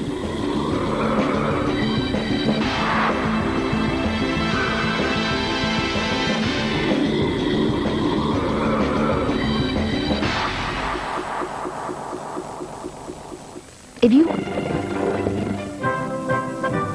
Alistair, I must just say, what a real treat it's been to walk around these fantastic gardens that you've got here. Yeah, they're great, but I've never been happy with this monolith here of Stonehenge. If I get half a dozen big guys to help me move it to the other side of the valley, that'd be fantastic.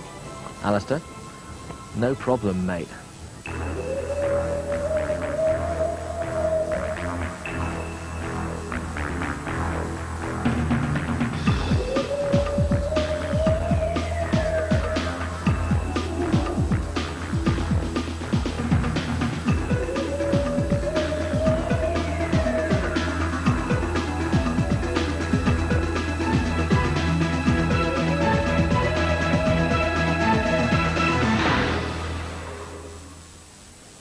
So here we are with the penultimate heat of this year's Britain's Strongest Man competition for the Citroen Van Trophy.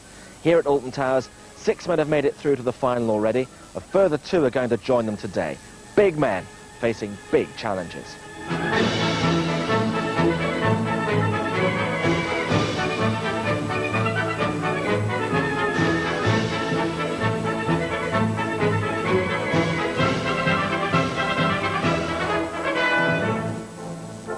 As usual, there are 6 athletes in each heat, 5 events, 2 will go through, and these are the 6 who've made it so far. Fraser Tranter, Glenn Ross, Russ Bradley, Steve Brooks, Adrian Rollinson, Rob Dixon. Who'll join them from this lot?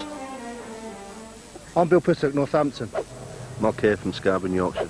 I'm Neil Elliott from Helensburgh. Brian Turner from Dumbarton. I'm Graham Mullins from Maltby. Darren O'Brien from Sheffield.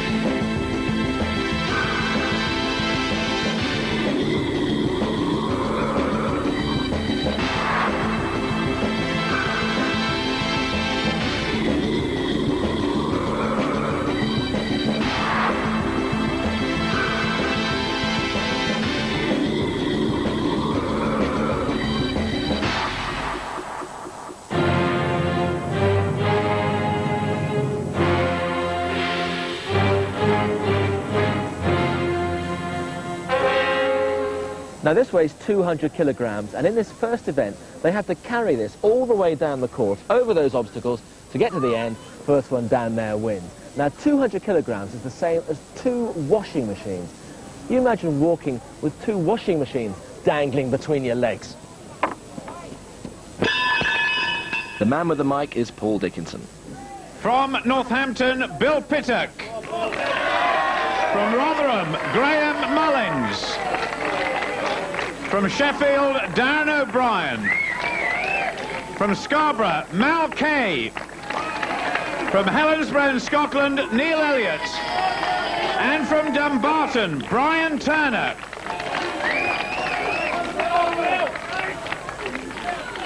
Brian Turner, a first-timer in this competition. In a straight away. Come on, Brian. Last-minute instructions. Neil Elliott in the green, Scottish discus champion. Mal Kay, the Scarborough policeman. Darren O'Brien, 20 stones of solid muscle. Graham Mullins, who's just appeared in the film Gladiator. Bill Pittock, really pumped up for this. Timetable. 25 metres in the fastest time, and away we go. Graham Mullins, and right on the far side. Oh! Brian Turner was leading, but he dropped it. Bill Pittock, the closest to Graham Mullins, but Mullins running away from the rest. That is incredible. Oh, he's gone. He's just got one more step to make. 200 kilos on top of the platform. Mullins wins it. Pittock in second place. Who's going to take third? Neil Elliott on the far side. The Scot going well. Very, very close between Neil Elliott and Mal Kay. Well, Neil Elliott just got it by the skin of his teeth. Third place, Mal Kay in fourth. But what a performance by Graham Mullins. 6 very, very big points for the biggest man in this competition. Was that as easy as it looked? I see.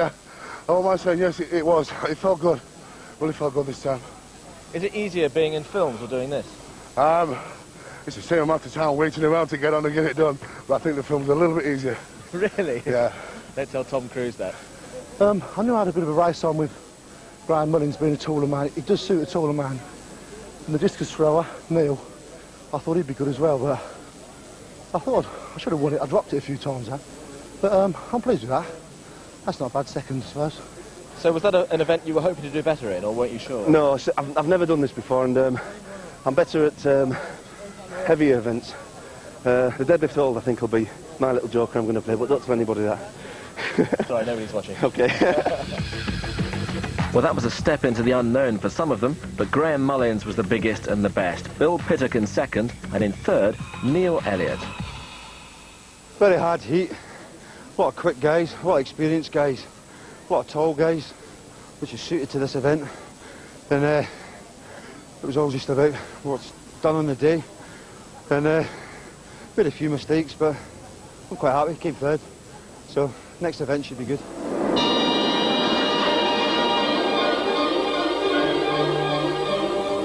So what's this going to be like then? Very tough on the hands, a lot of pain in the hands.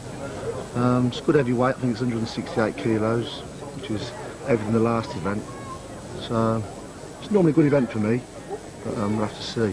So how do you train for an event like this?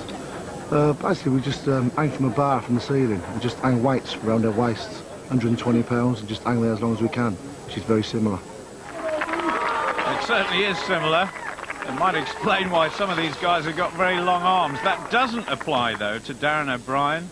Only 5'8" tall, but 20 stones. He's built more like a bodybuilder. A protege of Jamie Reeves from Sheffield. Jamie Reeves, one of the referees here, standing right behind Darren. Now, as we've come to expect in previous programmes, any time over 30 seconds here is very, very good indeed. He looks a bit like Desperate Dan, doesn't he? Squared off jaw, massive muscles. Powerlifter, strongman, bodybuilder, he's got it all. But what sort of time can he produce here? He was last in the first event, so needs excellent points. Heading towards a pretty good time. 35.4 seconds, and that is the target for all the other competitors. Much, much better by Darren O'Brien. Well, that'll make him think, won't it? It made me think that I enjoyed it. It's good, it's just your grip, that's all. But I needed a good time because I didn't do quite well yesterday through my knee injury, but I needed a good time with that one. Pleased at that. Touch wood. Anyway, listen, it was good fun, that. Yeah. Were you actually enjoying it when you were out there? Once you get your send right, you're all right, and then you just gotta take pain, that's all. But I enjoy it like that anyway. Bit of weight, more pain on my body. Good, I enjoyed it. Well, making funny faces too, but of pain. Brian Turner, just 28.7 for him, and also Neil Elliott, 33.1 seconds for him. Rock and roll. This is Mal Kay. Still Darren O'Brien in the lead. And like Darren, the first time that Mal Kay has appeared in Britain's Strongest Man competition. Are you ready? Hold on, now! Very deceptive is Mal Kay. He's about 6'5" tall. The big policeman. But he is over 20 stones. He's a well-conditioned athlete. 10 seconds! Those handles tearing into the flesh on the hands. It's just as much about controlling the pain as anything else. 35.4 seconds, the target for Mal Kay. Still some good competitors to come. Mal Kay, remember, fourth in event one. He's gone over the time, he's in the lead. 37 seconds exactly. He said he liked heavy events, and they don't come much heavier than this one. The bars are very good, but they're just, you must have heard this before, they just make your hands feel as if someone's got a lighted match underneath on your palms. It's so hot. But you just keep going, and if you get to 20, what Darren said before, if you get to 20 mile, you get to 30, and you do. And you want to keep on, but you're thinking, how much skin's going to come off if I keep holding on to this thing? But I'm chuffed for that, because I wasn't looking forward to that. Graham Mullins next. Big man. 6'5", 27 stones in body weight. Are you ready? Hold on, now! Well, the latest blockbuster from Hollywood, the film Gladiator. And this fella played quite a prominent role in that. I think he eventually got killed, but he's with us now. And hopefully heading towards a time of 37 seconds plus. Quiet! He wants support from the crowd. Well, he obviously feels confident. He wants maximum points for this one. 6 points in the first event and 2 victories in a row. would really put him on course for a place in the final. He's going well. Oh, he's finished. Mal Kay still in the lead, but Graham Mullins into second place, 35.8 seconds. Bill Pittock from Northampton, fourth in last year's final. He's feeling all right, yeah, he's done all the training, yeah, he's a bit nervous, he said, this year, but that's a good thing, because I think he lost that before. But yeah, he's been all right, he's enjoying it, so he'll do his best, he always does. And I should give him a good idea when he gets home. Well, rather you than me, Debbie. His family, constant support to Bill in his quest to become Britain's strongest man for the first time. We've got a long way to go before the strongest man is crowned, though, for the Citroën Vans Trophy. Will Bill Pittock be there? Second in event one to Graham Mullins. And he's got half an eye on the clock, that's for sure. 20 seconds, negotiated safely. Beginning to shake just a little bit. Oh, his left hand gave way. 28.6 seconds. He won't be happy with that. Broke a nail. I told him not to have them false ones on. Mal Kay, the surprise winner, but even more of a turn-up, that seasoned campaigner Bill Pittock holding up the rest. How much does that set you back? There's still 3 events to go, but that was appalling, really. I think I was 6th place, from 2nd to 6th. I don't know, it's a good event for me. When you do bad at your good events, that's not good, but just didn't feel comfortable in my hands. Didn't feel that heavy. I don't know, just 3 more events to go, still plenty of time. But already Graham Mullins is the man to beat, but will Mal Kay cop a place in the final?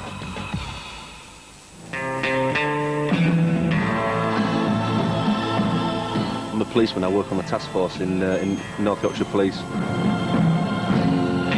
We're the guys who come through people's doors at 6 o'clock in the morning, early morning, with the big red key, we call it, and it fits every door. I'm normally the first one in for some reason, and I don't know why. Unless we know there's a dog in there, then I'll throw one of the little guys in there first. I like the job I've got. I joined it because I like to help people, and I like the job.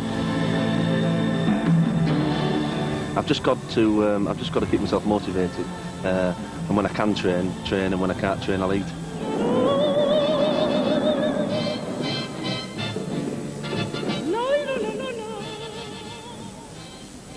What we have here are 2 railway sleepers battened together that weigh 500 pounds or 1/4 of a tonne. Now there's 2 ways of looking at this. If you're Alan Titchmarsh, what you see is a nice piece of decking.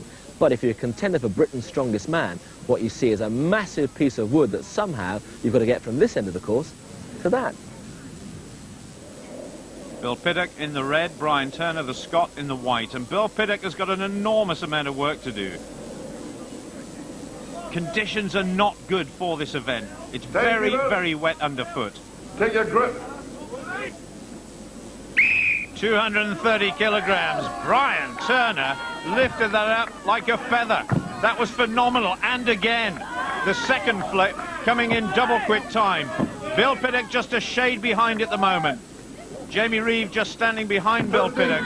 Gregor Edmonds behind Brian Turner. 2 Scots together. And that is for safety. And Brian Turner is going so well. That slip there for Bill Pittock. 500 pounds.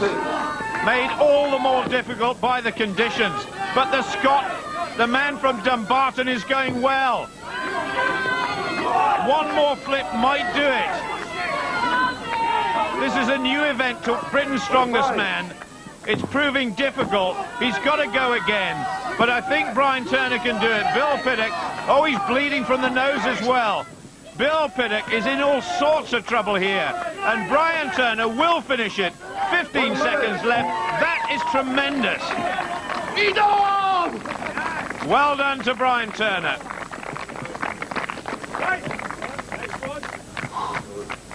You made that look alarmingly easy. Sure. Thanks. Oh, come on.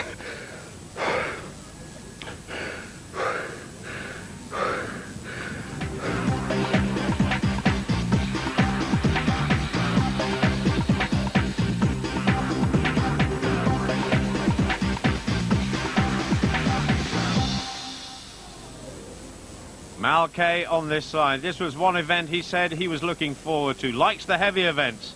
And Graham Mullins right next to him. The overall leader by 2 points. Take your grip. That time that Brian Turner set, 61.2 seconds. Absolutely incredible. Graham Mullins slightly ahead of the man in yellow. He's got to watch his grip. Douglas Edmonds, the referee in the background, and all the timekeepers as well. Tremendous organisation here at Alton Towers, and tremendous efforts now by Graham Mullins, putting on a bit of a spurt. Oh, flips it over so easily.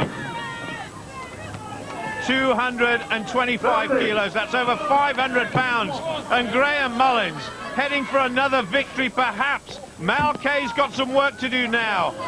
Graham Mullins needs to do it one more time, and he's going to walk it. It's well under a minute. Absolutely unbelievable. Confirms his status as perhaps the favourite to win this heat. Still 2 events to go. Mal Kay still going along quite nicely. I'm not sure he's going to finish it this time. Only 12 seconds left now. So Brian Turner, the Scot, will take a well-earned second place. Mal Kay, I think, is going to finish around about third. Yes, he is. Another good effort from the policeman from Scarborough. And he can afford to smile. Goodness knows how. The first couple of turns was a shock. And as you go on, it seems to get easier and easier and easier. I was getting closer and closer and closer. I wasn't counting the flips. But as soon as you get in the groove, you get the technique, bump, it was going. It felt good. How difficult was it for you with him rocking ahead? Yeah, I'm conscious of it. I saw them earlier on shave a bit off Graham's log and put it on mine. So, no, it's hard. My hands were slipping. The guys have used the same gloves, no excuses. But it was just, all credit to Graham. It's very heavy. No matter what Graham says, it was heavy.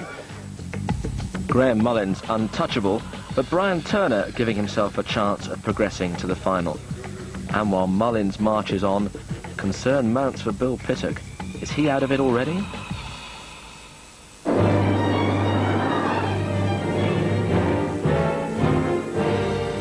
So the van lift could ultimately decide this group, and as far as Bill's concerned, it hasn't gone as well as you might have hoped, has it? No, I've quite underestimated the opposition.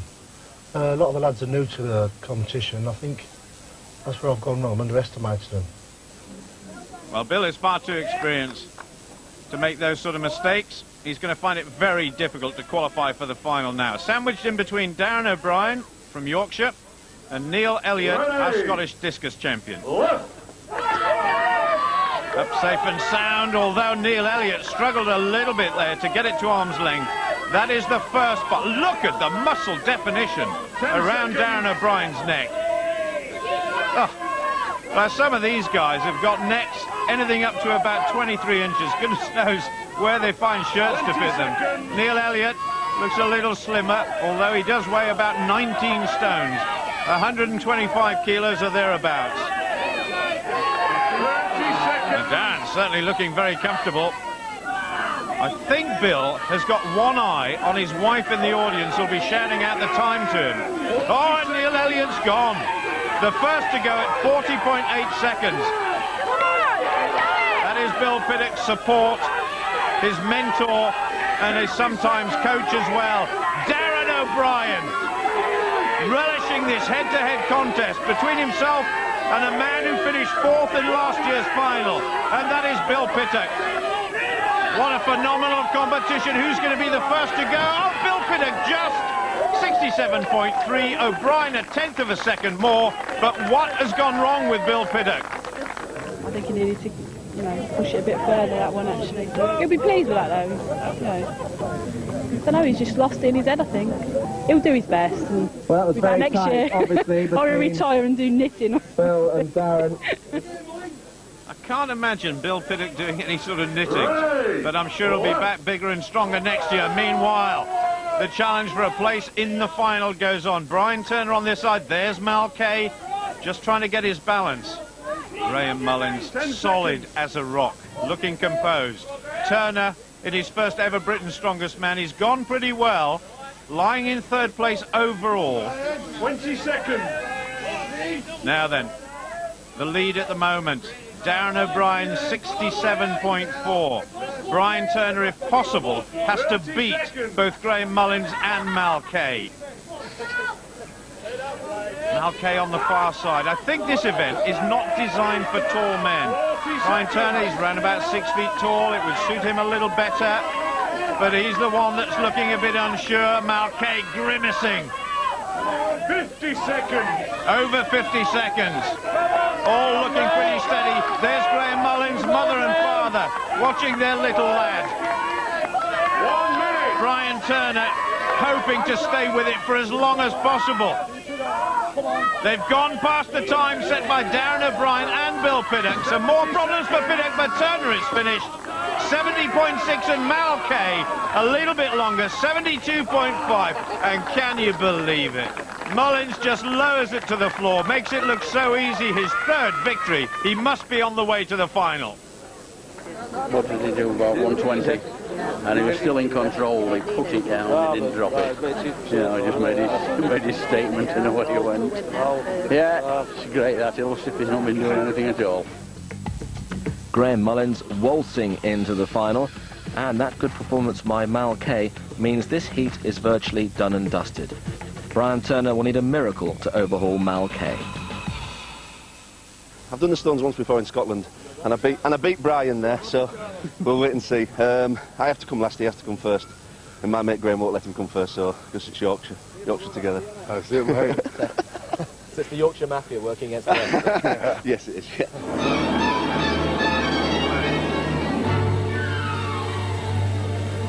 And so we come to the final event. 5 massive stones ranging between 95 kilograms and 135 kilograms. That's the combined weight of Alan Shearer and Michael Owen. And they have to be picked up and put on that wall there. You might know this event as the Atlas Stones. We call it the Boulder Dash.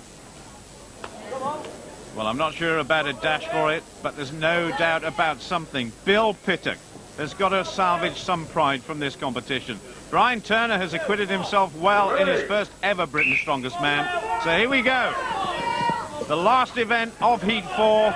Piddock is away. That's the most difficult in some... Oh, it has come off. My goodness, Brian Turner. Oh, I was about to say Turner was away and running ahead of Bill Piddock, but he's composed himself now, but still only on the first stone. Neither of these guys have got a chance of going through to the final. It is about pride. It's about salvaging some points, and nothing would give Bill Piddock greater pleasure than to win this event. Still 2 great competitors to come, Mal Kay and Graham Mullins, on their way to the final. So these 2 guys putting on a bit of a show. Piddock on number 4, 125 kilos, nearly 20 stones. It weighs just a shade more than he does. Well done to Bill Piddock. Brian Turner struggling a wee bit. Brian Turner, a comparative novice at this sort of event, unlike Bill Piddock, who gets all 5 with 4 seconds remaining. Brian Turner's going to finish well down the field on this one. But Bill Piddock has set a very high standard and salvaged some pride. Tough with that. A bit too late there. Never mind. Have you ever got 5 up before? No, I'm pleased with that. And how do you view the whole week? Just disappointing? Yeah, I think I'm at it now. Getting too old. Is this the official retirement speech? Yeah, I think so. Yeah. I'm glad I went out on that though. Yeah. I'll see you next year, but I'll be a coach. Yeah, you're hanging up your barbells. Yeah, could say that, yeah. Got to get back to some DIY, I think. Well, Mal Kay facing us and Graham Mullins. Confident in the knowledge. They're at the start line, therefore they're in the final. Mullins, his points difference between him and the rest, absolutely incredible. 23 points, Mal Kay 18, nobody can catch them, and so now it's all about winning this final event ahead of Bill Piddock and producing a little bit of a psychological edge on all the rest of the competitors going into the final. Malkay, 6'4", 20 stones. This guy, 6'5". Well, he's somewhere between 25 and 27 stones. Said he lost a bit of weight on the set of the film Gladiator in torrid conditions. But back to training hard for strongest man competition now. On his 4th stone. Little shove up, nice and easy. 45. Malkay wanting support from the crowd, but Graham Mullins is going to win this one.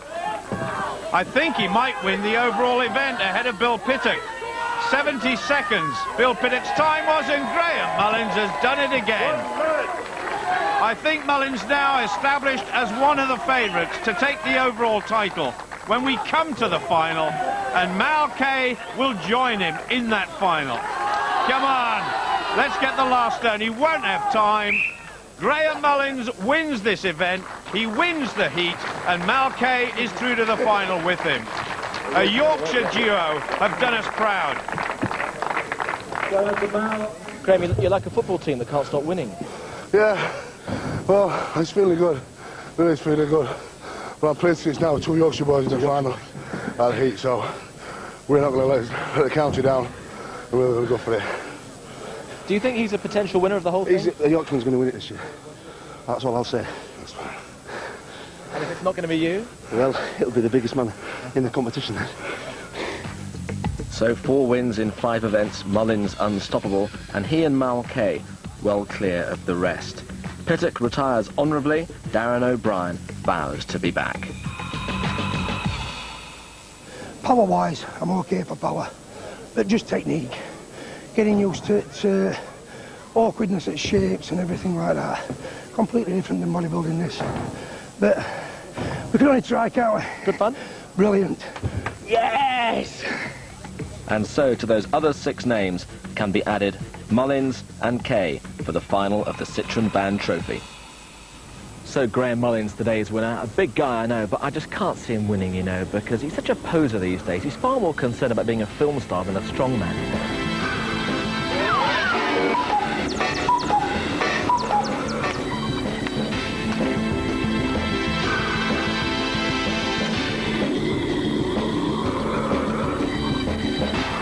The final heat's on Saturday at 7:05. Next tonight on BBC One, the EastEnders on holiday.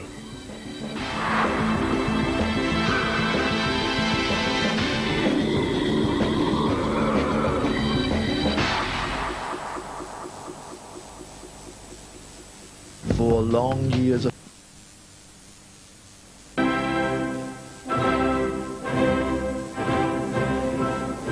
Alistair, you're one of the key figures in the ground force here. You must be so proud of the way the guards are looking at the moment.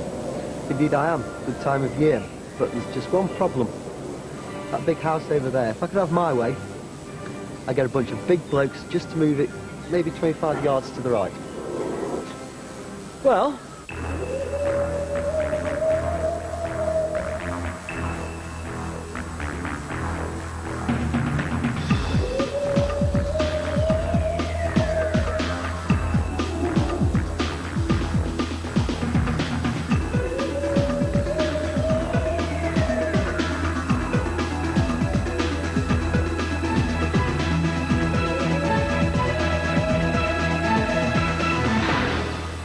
welcome back to Alton Towers and the final heat in the Battle of the Big Men. 8 guys are through already to the final, but there are still 2 places up for grabs today, and 1 man in the end will walk away with the Citroen Band Trophy and be crowned Britain's strongest man.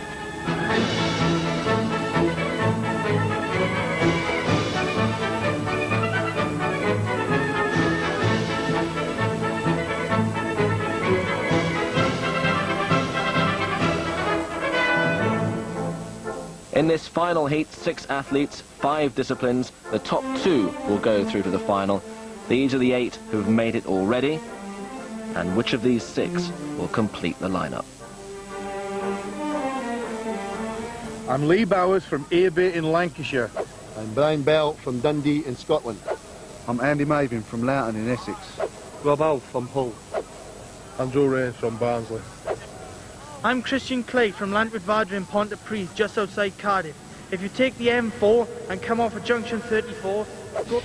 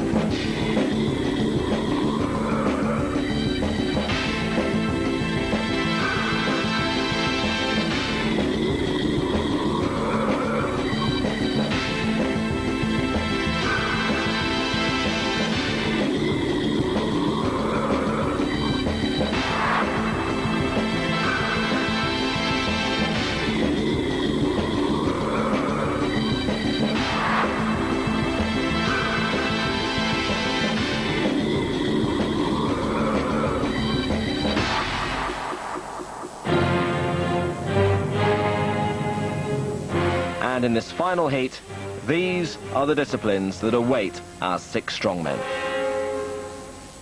Ever been for a walk with an 8-year-old on your shoulders because they were tired? Well, you know what it feels like. Well, in this first event, they've got to carry this 200-kilogram weight all the way down the course and over those obstacles. And if you want to know what 200 kilograms is like, it's not one 8-year-old, it's 8 of them. Commentary comes from Paul Dickinson. From Lancashire, Lee Bowers. From Dundee, Brian Bell. From Barnsley, Andrew Rains. From Pontypridd, Christian Clay. From Hull, Robert Howe. And from Loughton, Andrew Mavin. Andrew Mavin, former professional footballer with Millwall. Next to him, Robert Howe, a real showman. Christian Clay from Wales, the powerlifter. Andrew Rains, the ex-bodybuilder. Brian Bell, former world champion in powerlifting. And Lee Bowers, a former athlete. Some real experience in this first event of the final heat. 25 metres in the fastest possible time. Oh, Robert Howe going well. So is the smallest man here, Andrew Rains. Look at him. He's certainly one of the most powerful individuals I've ever seen. Christian Clay's going well. Andrew Rains coming away in the last 5 metres. Andrew Rains just in first place. Yes, he finishes now. Robert Howe in second place. Andrew Mavin may have just finished in third. What a finish by Andrew Rains. And that is Robert Howe. A good result for him as well. Did you think you got yours down first? I thought I got mine down first, but I'd not looked at anybody else's lane, so who knows. Andrew won by 0.2 of a second. Ooh, here. Nice one. Well done, mate. Thanks a lot. But was that a good start for you? Yeah, very pleased. Yeah, I mean, a thing like that, I mean, you could come last easily, triple, whatever. So yeah, no complaints. Yeah, it was good for the crowd. Fit and fast, furious. Give a kiss. Oh, they made my day already. Good start for you. I mean, you're obviously stockier than most of the guys. Is that a plus or a minus for a lot of the events you've got to come? Well, when I turned up for this, I seem to have made a big mistake. I thought this was the shortest man in Britain. But, you know what I'm saying? That's that. Short and sweet, Andrew Rains 6 points, Rob Howe in second place, but Lee Bowers right at the bottom. It's the first event, few days competition. There's lots of points to be had, so don't write me off. Not yet anyway. Wait till the end.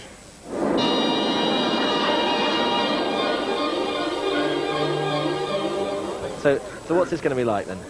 It's going to be difficult. It's going to be very difficult. Just got to keep tight all the way through it. Pain? Oh, lots of pain. Lots of pain in the arms and then in the shoulders. Christian Clay. Christian Clay from Pontypridd. He loves powerlifting. He loves all these heavy events, and they don't come a lot heavier than this. 160 kilograms in both hands. There's his grandfather, ever present at all of his grandson's strength competitions. Christian, 21 stones, over 6 feet tall. Not particularly big as far as strongman is concerned, but so strong, especially in his lower back. I'm not sure about the arms. Whenever we've seen this young man in competitions before, when it's come to arm strength, he hasn't been great, but he needs big points here. Second to last to Lee Bowers in the last event. 20 seconds. Keep holding, Christian. Anything over 30 seconds is certainly a very good time here. So Christian Clay, come on, over 30 seconds, gritting his teeth. A couple of seconds more, no. He finishes on 35.6, and that is a pretty tough target for the rest. What you thought it might be like, how was it? Horrible. It started after about 15 seconds, it really started to hurt. But I got to about 25 seconds. It really hurt then. You certainly shouldn't underestimate 35 seconds. It's a very good time. And what have we got now from Brian Bell? Former world record holder for the bench press. And that's an exercise that everybody, I think, does when they go into a gymnasium, whether it's on a machine or loose weights. This guy has bench pressed almost 600 pounds, nearly 280 kilos.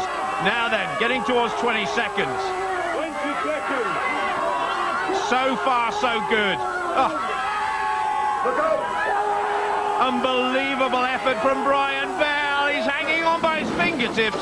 30.6 seconds. I'm not sure the Scot is going to be very happy with that. You were letting it rip there vocally at the end, weren't you? I had nothing left, so I was just hoping the voice would hold on in front of me. Pity your voice can't hold him up. Aye, I would be good at that. It's terrible. It's absolutely terrible. I don't think I breathed the whole time when I was shouting. And I was leaning on this, so that didn't help either. That's one of his worst events, so at least he's got some points out of that one. He's just got to stand there and do that. You've got to stand here worrying about it. Well, plenty of cause for concern for Lee Bowers. Just 24.4 seconds for him. Andrew Mavin faring little better, 30.8. Yes. Robert Howe, last year in the heats of World's Strongest Man, we saw a tremendous show by this guy in a deadlift competition where he seemed to just hang on forever. Hold on, no. Now what has he got here? 35, oh my goodness, 35.6. Well, I'm not sure that's within the rules, but I don't think the rule makers would have taken account of this guy. I think he fancies his chances here. Second in the first event, and this looks so easy. The Tiller girls eat your heart out. He's heading towards the lead. 35.6 by Christian Clay. Yes, he says. Now it begins to dig in and it's gone. Well, it was still a great performance. A bit of overacting perhaps by Robert Howe, but 40 seconds plus. What a show. It's fun, and you've got to take it as fun. Obviously our train as hard as the next man, but at the end of the day there's more things like in life important, so that's it. Few competitions he's been in, he's just been in it for the experience, but he's determined to win this year, so let's say I have to watch out. Well, I should have concentrated more. So I was aiming for a minute, and then if I could go back on there in a minute's time, I know I could do a minute, but I was just having so much fun, like I just thought I'd carry on with a laugh, so. The final competitor, Andrew Rains. The man from Essex. So here we go, 40.4 seconds by Robert Howe, the winner of the first event, Andrew Rains here. And when John Inverdale said that this guy was stocky, what I think he meant was that he's about as wide as he is tall. How on earth he manages to pack in about a 20-stone body weight into that frame, I don't know. 20 seconds. Easily past 20 seconds. A former bodybuilder, a champion, a former powerlifter, and a champion as well. His first Britain's Strongest Man competition. Now he's heading towards Christian Clay, and he's gone past. The next target is Robert Howe. He couldn't quite manage it, but that is still a very good second place for Andrew Rains. I'm pleased about the progress, but I'm not writing anybody off yet. How much stick do you get from all the other guys taking part about your build? Well, I mean, everybody calls me, I'm called Stumpy. I've been called Stumpy since I was about 16 years of age, so I mean, I don't take a great deal of stick because I'm just used to it now. At the end of the day, height don't matter, does it? It's what you do on the day, so touch wood, we'll see what happens, you know. Stumpy in second place, behind the all-singing, all-dancing Rob Howe. And that means the two of them are jointly top of the leaderboard after 2 events. He's always a sportsman, in everything really. My dad was a wrestler, and we always say that he takes after him, like. Oh, he's always been a joker to everybody. I I get really excited. He's got a great personality, even though it's my son, but he has, and I'm very proud of him.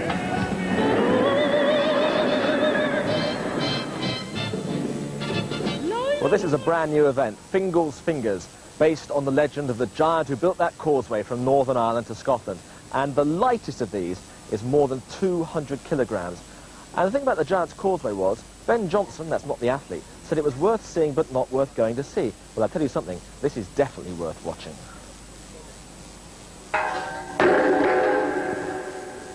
Lee Bowers and Brian Bell. Andrew Mavin and Christian Clay have finished, and these guys have got to try and beat 2 fingers.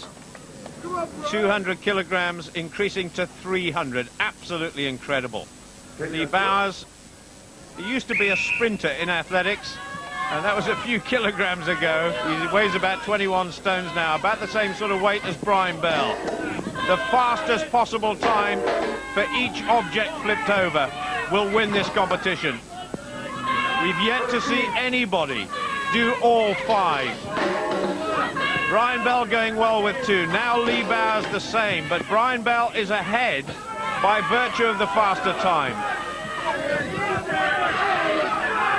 Brian Bell from Dundee likes a bit of karaoke in his spare time.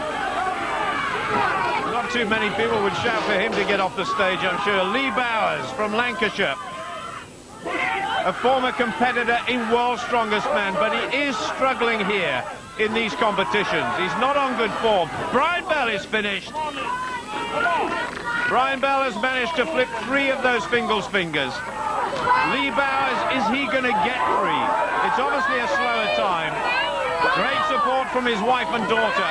He's running out of time, just about 8 seconds to go. Oh, I don't think he's going to do it. Well, maybe he is. Total exhaustion from Lee Bowers, that is it. Still in need of big points. Brian Bell in the lead. So you're back in contention now, aren't you, really? I had no choice with that event. I had to go full out, try and get the quickest time. A lot of the boys from the final last year are having a bit of bad luck. But that's got me back in the points again, so 2 events to fight for, and hopefully I might make it now. How do you think the next 2 might do? Well, Andy Lane's is a big surprise. He's very short, but he's the most powerful boy I've seen, so I'll just sit with my fingers crossed and hope for the best. Robert Howe may find this event difficult. Very, very bad conditions. It's slippery underfoot. It's drizzling as well, so the slippery pole may be a big problem. Andrew Rains, a real surprise package in this final heat. Winning the first event, of course. There's about 6 inches difference in their height here. Look at that, 200 kilograms flipped up so easily by Andrew Rains. Over goes number 1. Well, he's not bothering to run. Endurance is every bit as important in this event as strength. Robert Howe just struggling a little bit. He's actually catching Andrew Rains up. Over goes number 2 for both men. The lead at the moment is held by Brian Bell. 3 of Fingal's Fingers flipped over in 34.8. Robert Howe just lacking a bit of endurance. Andrew Rains, oh my goodness, that is it. Andrew Rains is finished. He's only managed to do 2. There's Robert's mum. Rob's girlfriend as well. Not so much of a showman this time. This is very, very hard indeed. And Rob Howe is finished. Brian Bell wins it. 3 of Fingal's Fingers in the fastest time. No excuses. I mean, I would have probably fared better if I'd have been taller, but I can't, you know, I mean, that's no excuse. Just very, very heavy. Simple as that. Brian and Lee beat me. I said, well, better at this event, simple as that. Raining on Stumpy's parade at the moment, but the Scotsman Brian Bell feeling much happier, and he's in real contention after 3 events. Andrew Rains, though, is still the man in pole position. If I can get to the final, I'll be really, really pleased. We'll see what tomorrow's events bring.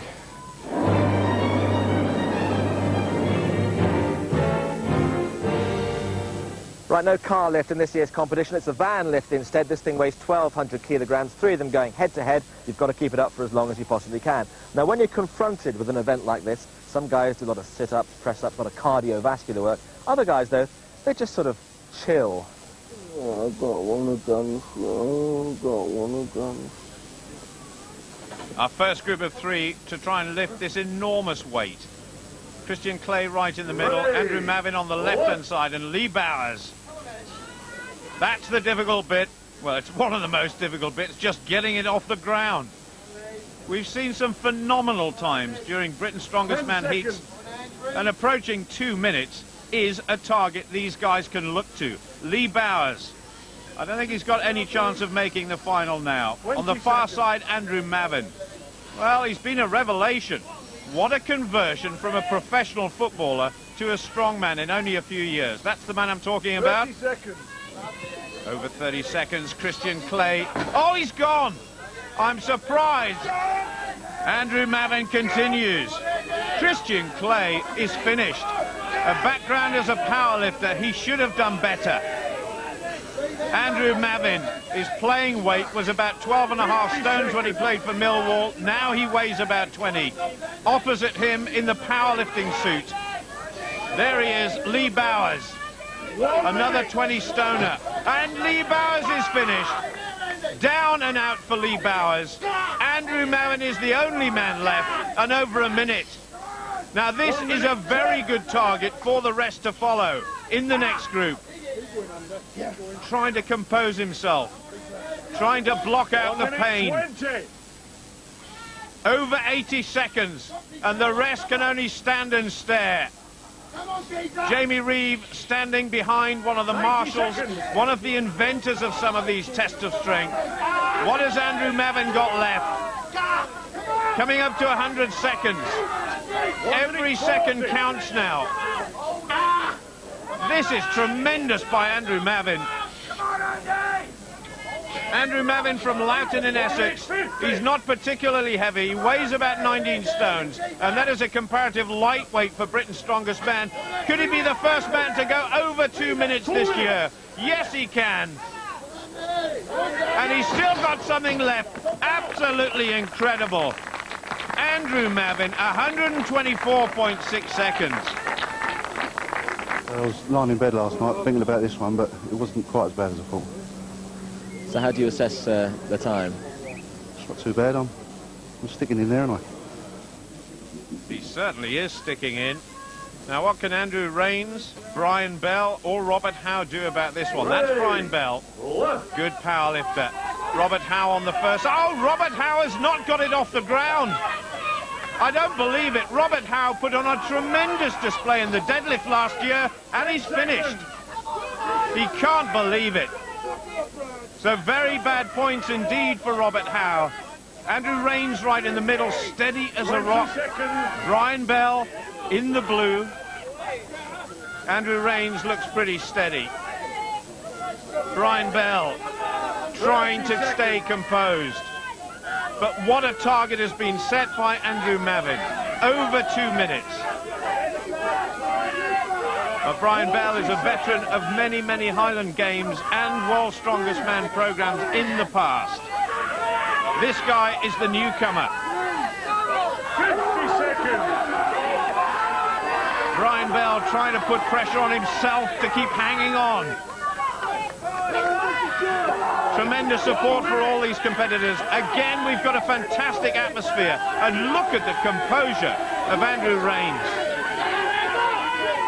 Brian Bell just beginning to struggle a bit. Rains steady as a rock. Bell has finished. 78 seconds. It's still a pretty good time. But I think he's going to find himself in third place. Only one event to go after this one. 90 seconds. This is unbelievable once again. Andrew Mavin, when he approached 100 seconds, was looking very unsure. But this guy, well, he's talking to the judges saying, what's happening? What time have I done? What have I got to beat? I tell you what, we could be here this time tomorrow if this carries on. Andrew Rains producing one of the best performances we've seen so far. He's just got 5 seconds to go to win. Oh, he's hanging on by the straps. The grip is irrelevant. He's past the time. He's in first place. A tremendous victory. He doesn't need to do any more. Down it goes, under control. And that is just a simply phenomenal performance by the smallest man in this competition. When I got to about 50 seconds, the grip just went completely, and it was just the straps that were holding me. And at that point, I got a lot of confidence because I could feel in my body that I've got the strength to carry on. It's just like I say, if the straps go, as you saw with Lee, the straps go, that's it, you've gone. Yeah, really pleased with that. How long could you have kept going, do you think? Depending on how long I needed to keep going. Once I saw Rob struggling, it was just a matter of holding on for as long as I can.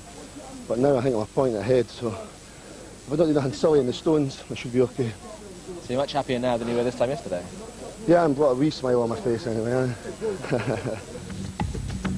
Andrew Rains, that victory is good enough for him to guarantee himself a place in the final. But the way things have panned out there, it's now a 3-horse race to join him in the last 10. As my first year in Britain's Strongest Man, I came, and all I wanted to do was get to final. Well, I've achieved that now, so anything else is a bonus.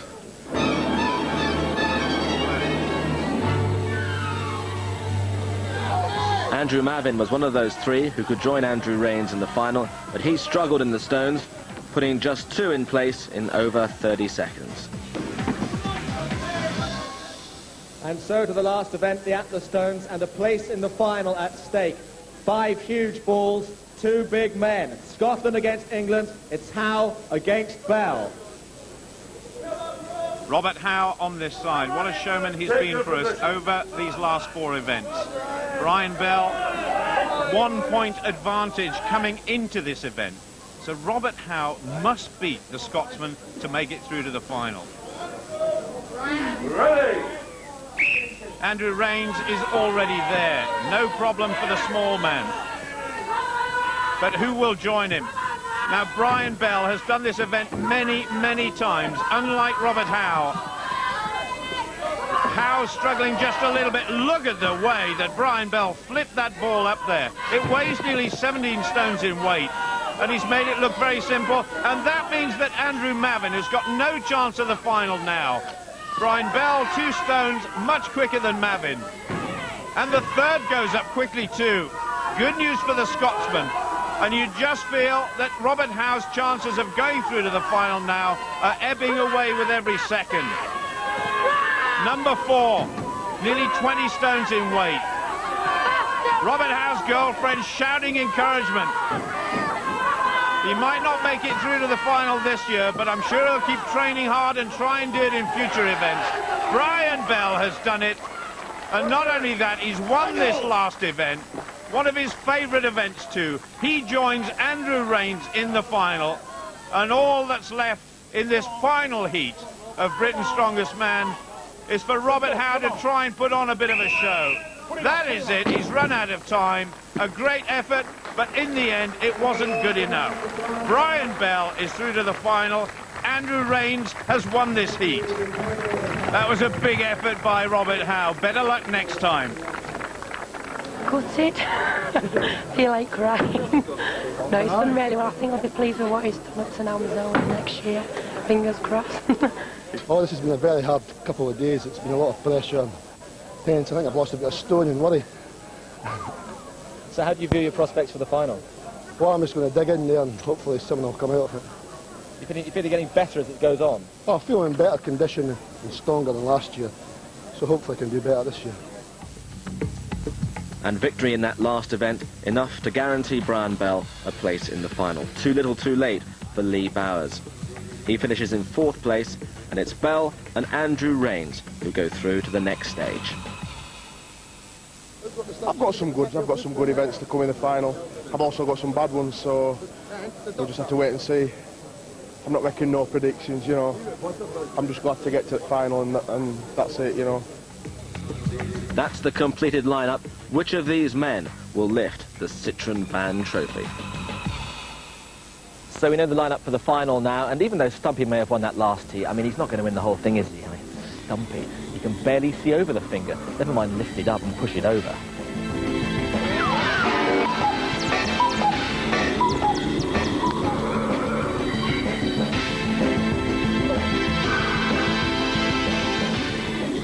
And the final is on Wednesday at 5 to 8 on BBC One. Up next tonight, the National Lottery on the spot in Belfast with Des O'Connor.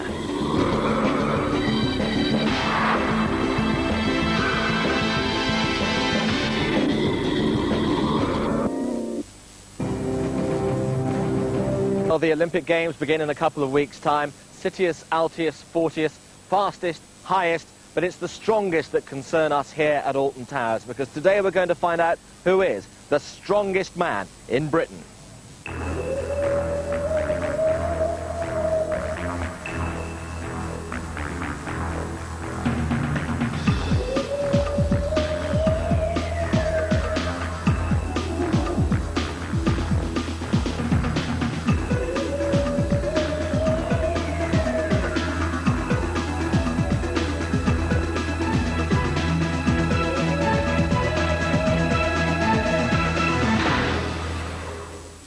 So battle about to be joined to be Britain's strongest man for this, the Citroën Van Trophy.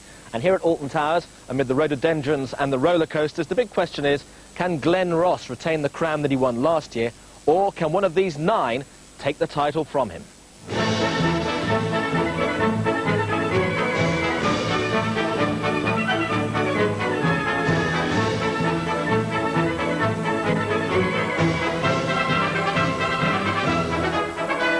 After 5 weeks of heats, these 10 men now face a series of Herculean tasks, including pulling buses, lifting cars, hauling chains and flipping tyres. This will be no place for the feeble or faint-hearted. Only the very strong need a fly.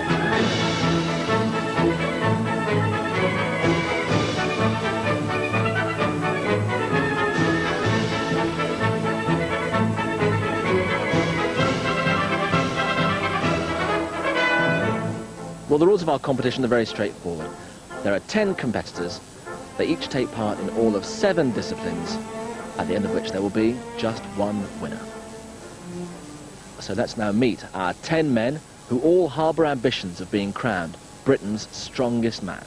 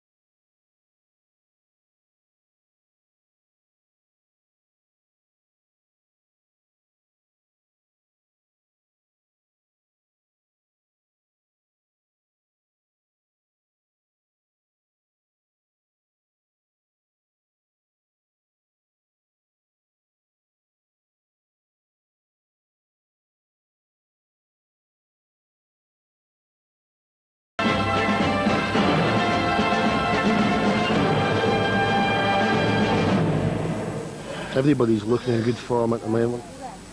Graham Mullins is looking very good, but you can never tell. Just one slip up and somebody else can go into the lead. Are you eyeing victory here? If I wasn't, I wouldn't be here. Yeah, you've got to think that way.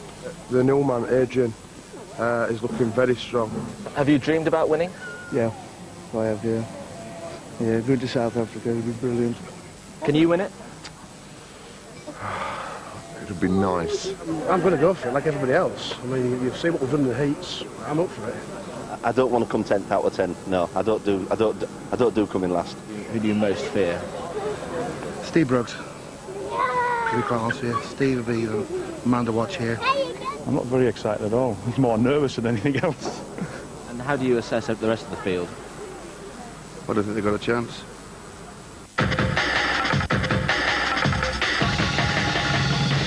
So the moment of truth is just about upon us. This is the first of our 7 events, and it really will sort the men from the boys. Each of these giant cylinders weighs 150 kilograms. In old money, that's a combined weight of getting on for 50 stone.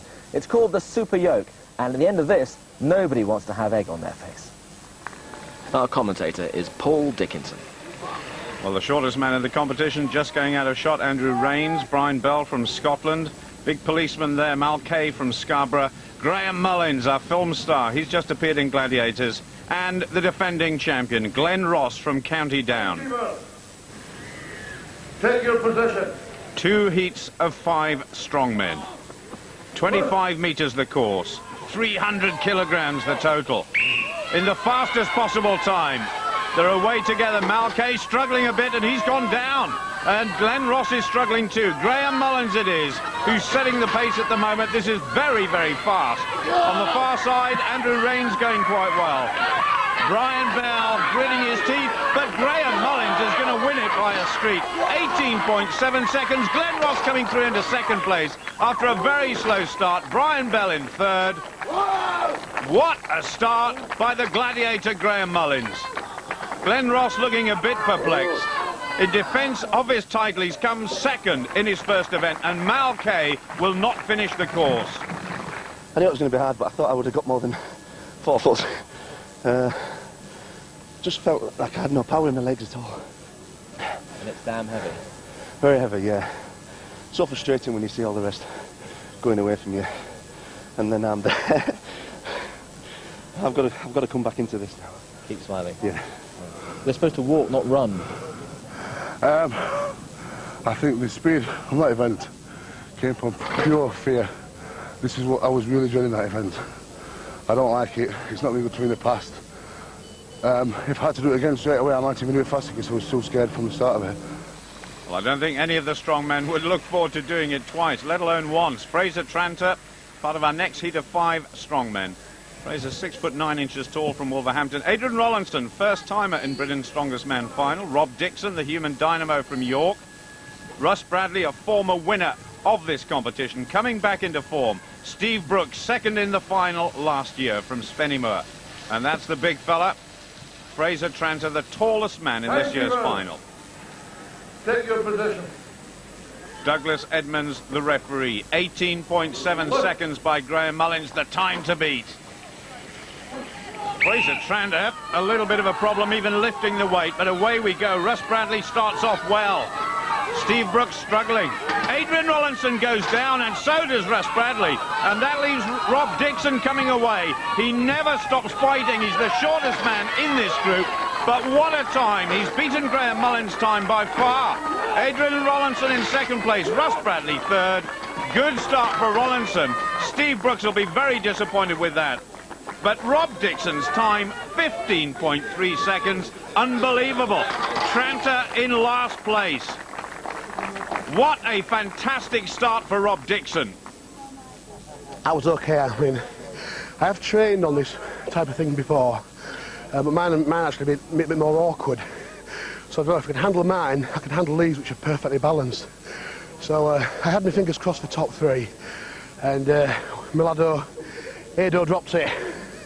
Thought I'll do mate. I'll keep my head, and so I was chuffed with that result. Very chuffed. Yeah, I think I was quicker than Graham as well, so it's pretty good. Yeah. Well, that's a good start, eh? Yeah, brilliant. Yeah, just slipped off my back just halfway up the course. I think I could have pushed the win there, but never mind, a mistake. But it's still the early stages. It's a marathon, not a sprint. Rob Dixon may have won the first battle, but the war has only just begun.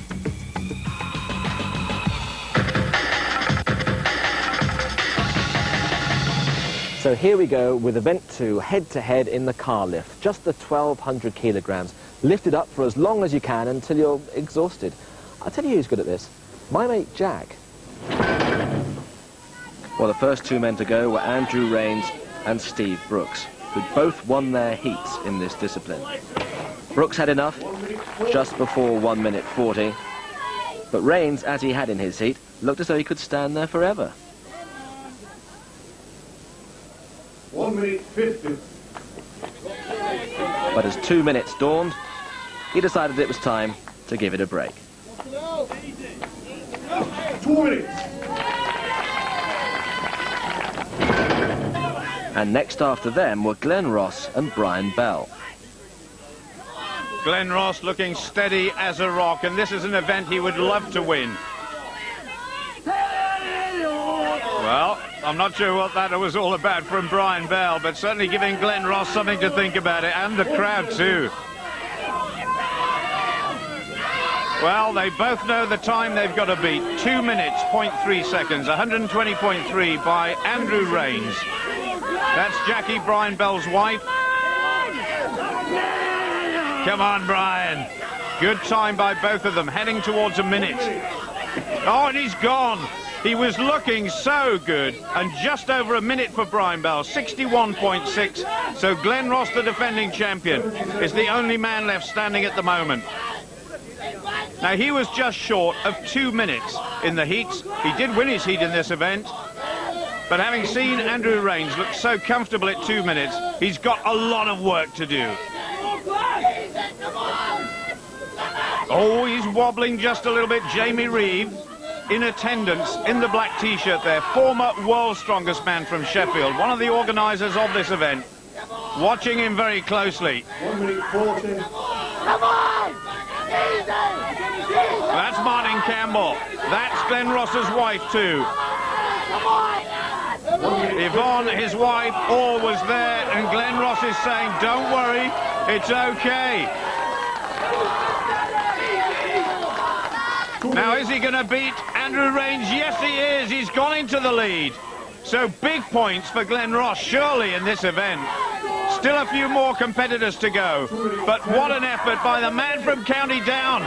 He's trying to do as much as he possibly can now. His arms will be burning. 2 minutes 20. His arms seem to be growing by the minute as well. The pressure of 1,200 kilograms, mainly on the wrist because of the lifting straps. 2 minutes 30 seconds, unbelievable. And he's gone down. 2:32. I can't see anybody beating that. Congratulations to Glenn Ross, a magnificent effort. Who's the dummy? Well, for the time being, Glenn Ross is. No doubt about that. I was starting to get a bit dizzy, so I sat down because I wasn't trying to save myself for the bus. If it was a last event, I would have pushed it further, but it's not. So, happy enough. Adrian Rollinson had some bad luck. His straps broke at 1 minute 27. Russ Bradley, deep in thought, didn't help him though. Fraser Tranter, his face tells his story. And Malkay, taking deep breaths, determined to avoid that bottom spot. I'm really chuffed I beat Fraser because he was second to last and I was last. Now we're even last. I need to start making my way up the board again. That's not very good English, is it? I need to start making my way up the board a bit, if I can. The last pair, Graham Mullins on the right-hand side. And next to him, Rob Dixon, the winner of the first event. Tell me. Lift. Just making sure they're ready. They're strapped onto the car. And the clock starts. Well, we've seen two incredible efforts. Andrew Rains, just over 2 minutes. And then Glenn Ross, the defending champion, 152 seconds exactly. Rob Dixon, one of the shortest men in this final. And a comparative lightweight at 19.5 stones, but he moves so well, and he's got an incredibly strong back. 30 seconds. Graham Mullins, 6 feet 5 inches tall, over 25 stones in body weight. You can see the difference in stature between two of them. 40 seconds. And Graham, who's appeared as a gladiator in the blockbuster film Gladiator this year. This is all about determination. There's no posing going on here. And Rob Dixon struggling just a little bit. Mullins looking fairly composed. It's going to be interesting at the top of the leaderboard after this event. They both want to beat each other, that's for sure. They can't beat Glenn Ross, surely, or Andrew Rains if it comes to that. Heading towards 80 seconds now. They've got to go past Adrian Rollinson, 87.7 to get big points. And Steve Brooks at 99.4. That's 90 seconds gone. Look at Rob Dixon.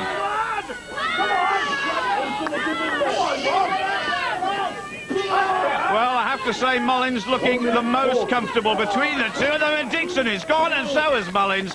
That was so close, but it's still very good points indeed. 103.4 for Mullins, 102.7 for a dispirited-looking Rob Dixon. Graham, were you both just waiting for the other one to drop it?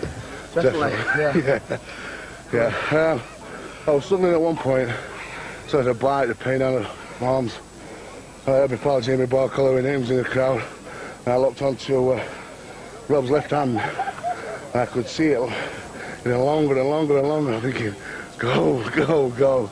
Graham just hit the nail on the head. My left hand was slowly getting longer and longer. I thought, just keep on. If the straps could have held on, I think I would have beaten him, but they didn't, and he was looking at my hand, and I knew he was looking at my hand. There's nothing I could do about it. So fair play to the big lad for beating me. But Glenn Ross, like a rock, more than half a minute beyond everybody else. Rains in second, Mullins in third. But what that means is the defending champion is right in there near the top of the leaderboard. There's just 5 points separating the top 5. Well, planes, trains and automobiles, I know our strongmen have pulled all sorts of things over the years, but never before a double-decker London bus. And it's the perennial question, isn't it? Just how many children does it take to pull a London bus? What do you reckon, Jamie? I've got no idea, but let's give it a go. Let's start with 15. OK. Take the strain. After 3, big pull. Ready? 1, 2, 3, pull! Come on, pull! Maybe another 5? 1, 2, 3, 4, 5. OK, we're going to pull it this time.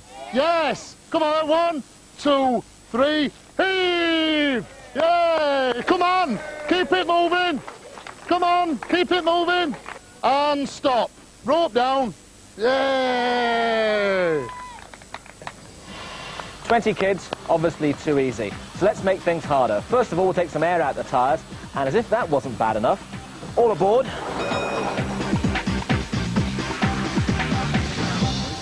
Well, goodness knows how much this bus weighs now. It's anybody's guess, but Brian Bell has the task of pulling it as fast as he possibly can down this course. Keeping tension on that rope is so important, keeping a low body position and driving rather like a prop forward would do in a rugby scrum. Going well, especially over the first 10 metres. There's Jackie, his wife, as always, urging her men on. Both of them from Dundee in Scotland. Interesting choice of footwear as well. He's got climbing boots on, just to try and get a bit of extra purchase. He's going very well. He's almost accelerating. The front of the bus must go past the line. Brian Bell, 32.3, absolutely flat out. But what a performance by the Scotsman. That was a tremendous performance. Oh, well, I'm quite used to being in buses because that's my job. Driving buses, I felt at home there. But I had to really go for it to try and catch up the difference to stand a chance tomorrow. So was that the sort of time you were expecting to do? I knew by last year I can't pull, so I was hoping to be up there in the top rankings, so I think that'll be hard to beat. Russ Bradley found it tough, 40.9 seconds for him. Fraser Tranter's the size of a double-decker bus. He found it awkward as well. And real bother for Mal Kay. It took him almost a minute.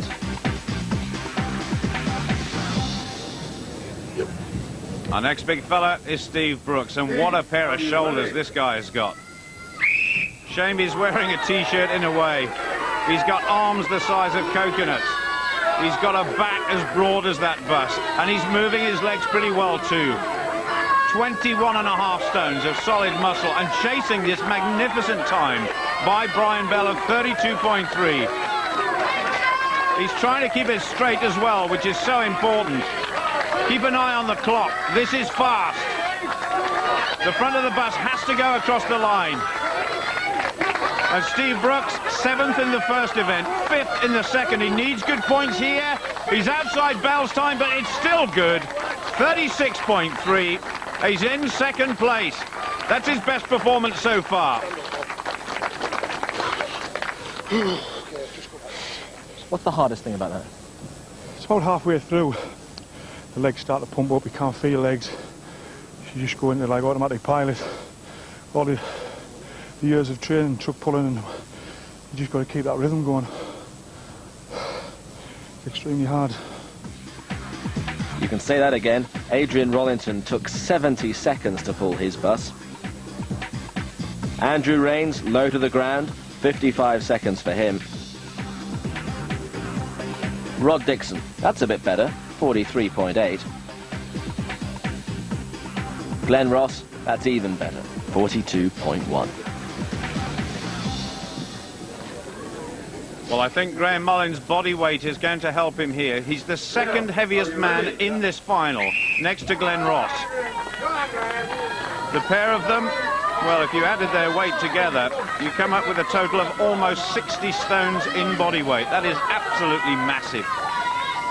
Now, Graham Mullins will be anxious to make sure he keeps one eye on the clock to beat Rob Dixon's time of 43.8.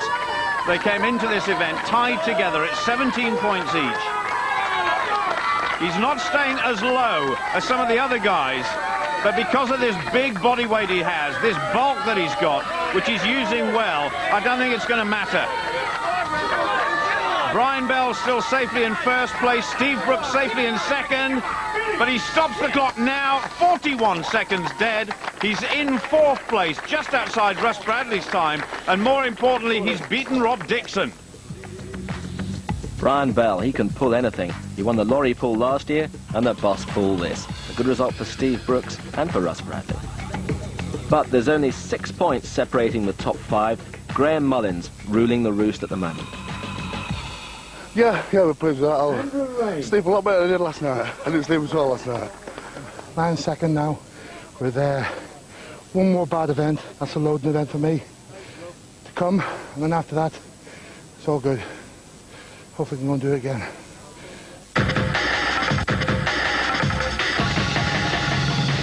So here we go with event 4, the loading race. An old friend, 5 disparate objects to be placed on the wall up here. Starting off with that sack, that's 95 kilograms, and that goes here.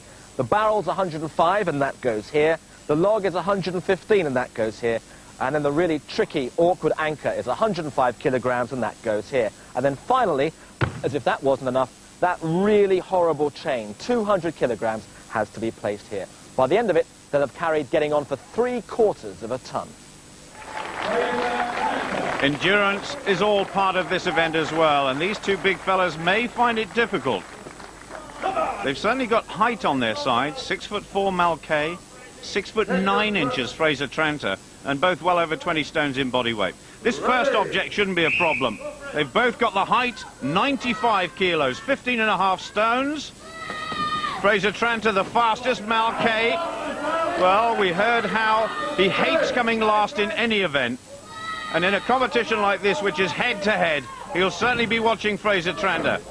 105 kilos. It's got to be placed on its end, and Fraser Tranter's got problems. Mal Kay moves ahead. This is tricky. 115 kilograms, 17 stones. Mal Kay moves ahead, even further ahead now of Fraser Tranter. Tranter on his shoulder. Well, he didn't have to lift it very high, did he? This is not particularly heavy, but it is awkward, and Mal Kay is going well. His fitness is showing. Tranter, he just seems to have lost the edge a little bit. 200 kilos, 440 pounds. That last link must go on before the clock is stopped. Mal Kay is finished. What a good effort by the policeman from Scarborough. Now the Wolverhampton man on the chain, puffing, blowing, in oxygen debt, really struggling now, and he's run out of time. 4 objects will count as Fraser Tranter's score here. What a good effort by Mal Kay. I was frightened of the chain, because I've seen him really struggle with that on TV. But it's not all that. I've been pulling cars with the handbrake on to get practicing going backwards, so Volvo's heavier than that. Now this was when Andrew Rain's lack of height really came into play. He had awful problems getting the anchor up. And even more bad luck for Adrian Rollinson. His log fell off and he had to put it up twice. One thing after another going wrong, like, you know, it's unbelievable. Yeah, started off so well in the heats.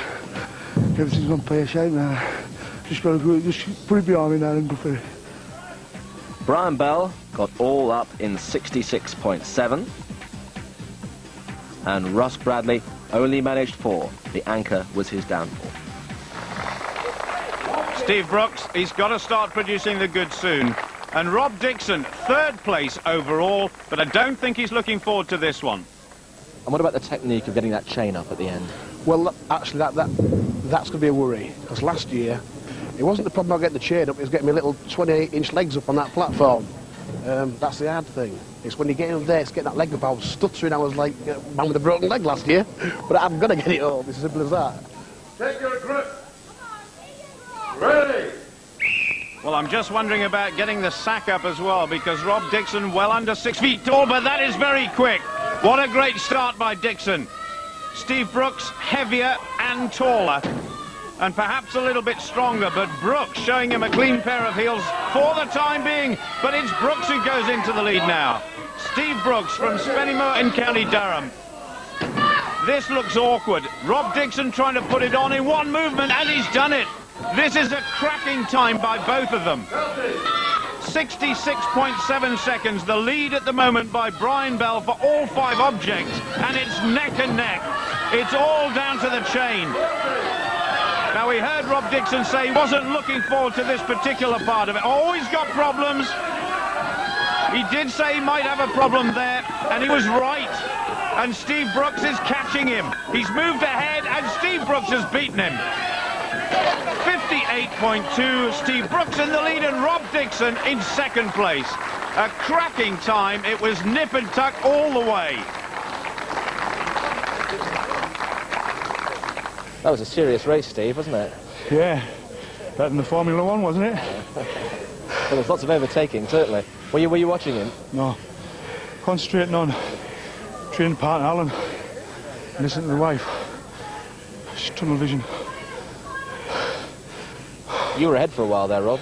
Yeah, I thought I would have beat him actually, but I did say before, if the little legs could only get up on that platform first time I was up to him, I was with him quite some way to chain. I just couldn't get my leg up there. I'm going to blame my dad for that. Glenn Ross on this side and Graham Mullins. These two guys not built for endurance, but they've proved us wrong in the past. Take your grip. Ready. 58.2 the time to beat now by Steve Brooks. And Brooks with a 5th, a 7th and a 2nd place does appear to be getting stronger as time goes on. Graham Mullins, the overall leader by 2 points from Glenn Ross. A very important stage in the competition, 10 points at stake for every victory, and Graham Mullins goes on. Well, Glenn Ross, I have to say, at 29 stones, seeing him jogging and lifting that 115-kilogram log onto his head, that was remarkable. He's actually moved ahead of Graham Mullins now. Under a minute is the target. I'm not sure they can beat that. A magnificent time by Steve Brooks, but they're going to fight every inch of the way. Now the chain. They're just about neck and neck. Graham Mullins, if anything, marginally in the lead. Running out of time. When there's 16 seconds to go, first place is gone. They've gone past Rob Dixon's time as well. Chasing Mal Kay and Brian Bell, and it's going to be close. Mullins is finished now. Mullins finishes in 5th place. Glenn Ross finished to 74.2 in 6th position. What a cracking competition, and what a victory by Steve Brooks. Glenn Ross, well, he's desperate to win this title for a 2nd time. And the 2 heavyweights here have put on a great show.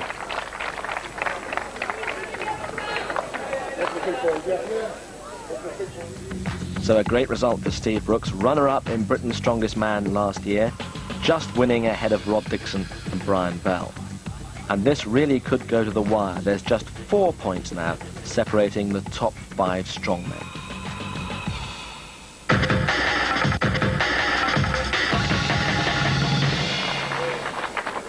This giant log lift is a real task for every competitor. Andrew Rains the first out.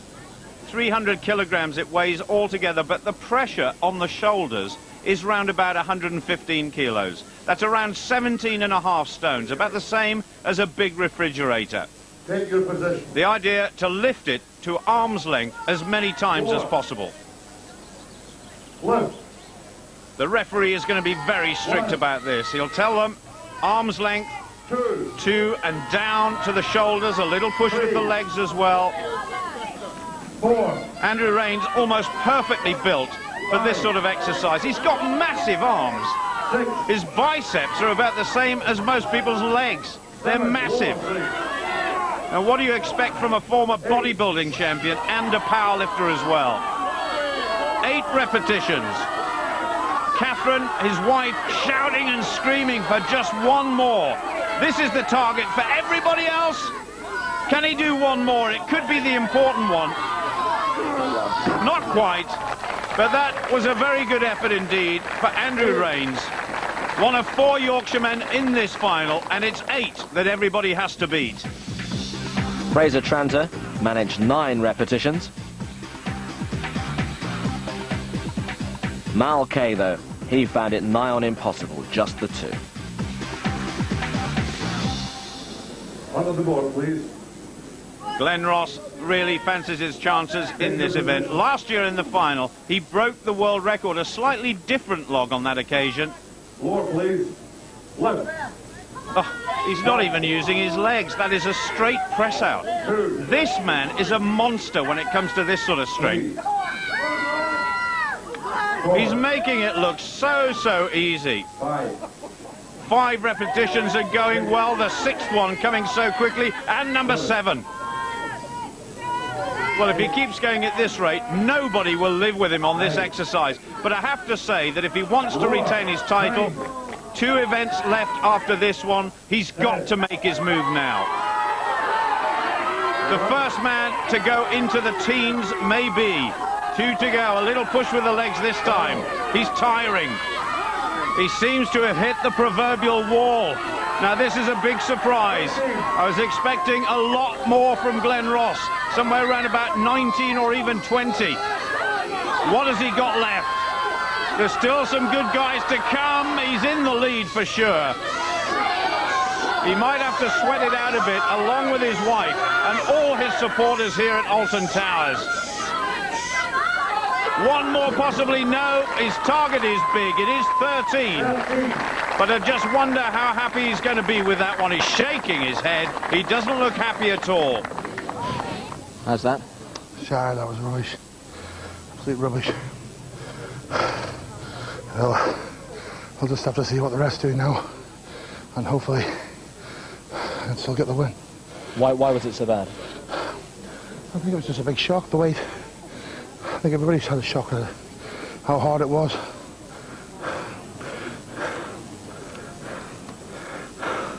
Good enough to win, though, don't you think? We'll see. We'll see. Russ Bradley out of contention, really. Just the 3 repetitions for him. Adrian Rollinson, perhaps rather surprisingly, just 7. But even more of a turn-up, Graham Mullins, one of the favourites for the title, managed just 5. Well, Brian Bell is a former champion powerlifter, and his speciality was bench press, where he was a world record holder. So this exercise could be well suited to the Scot. Take your position.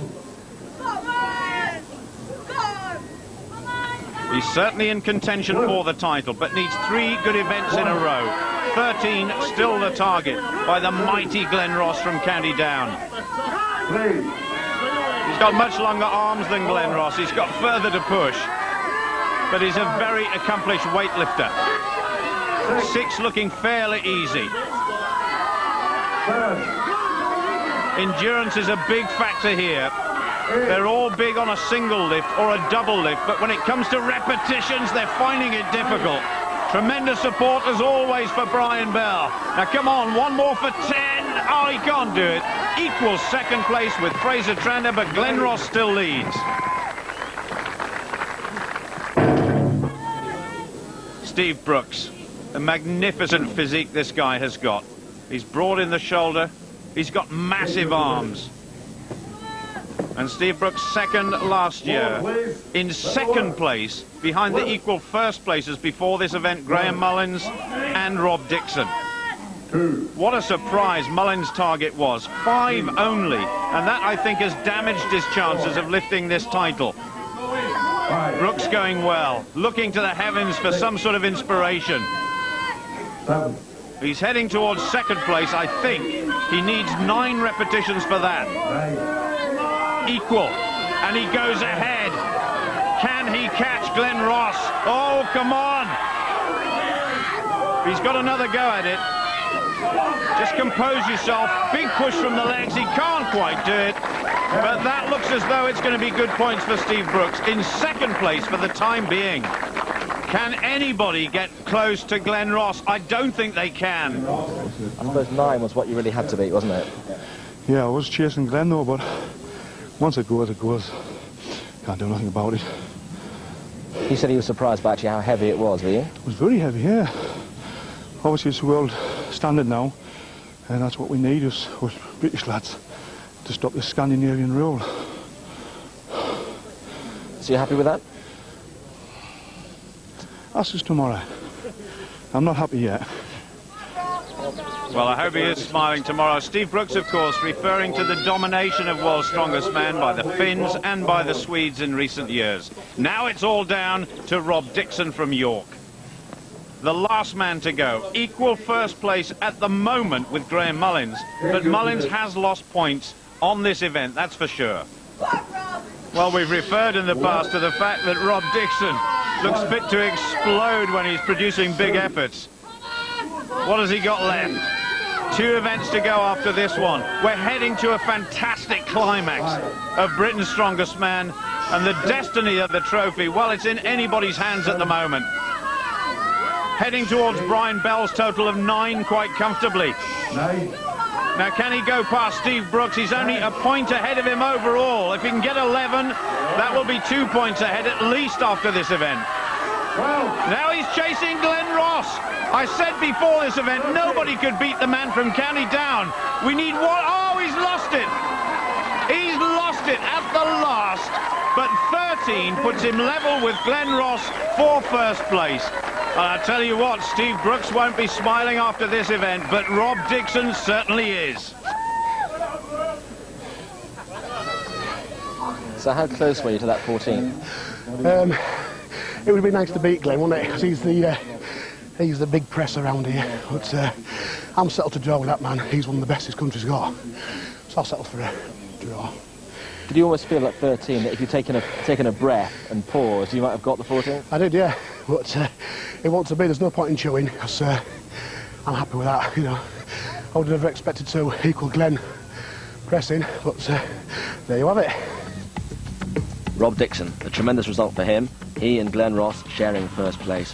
But Graham Mullins, back in 8th, was his goose well and truly cooked by the log lift. Daylight for Dixon, and just 2 events left.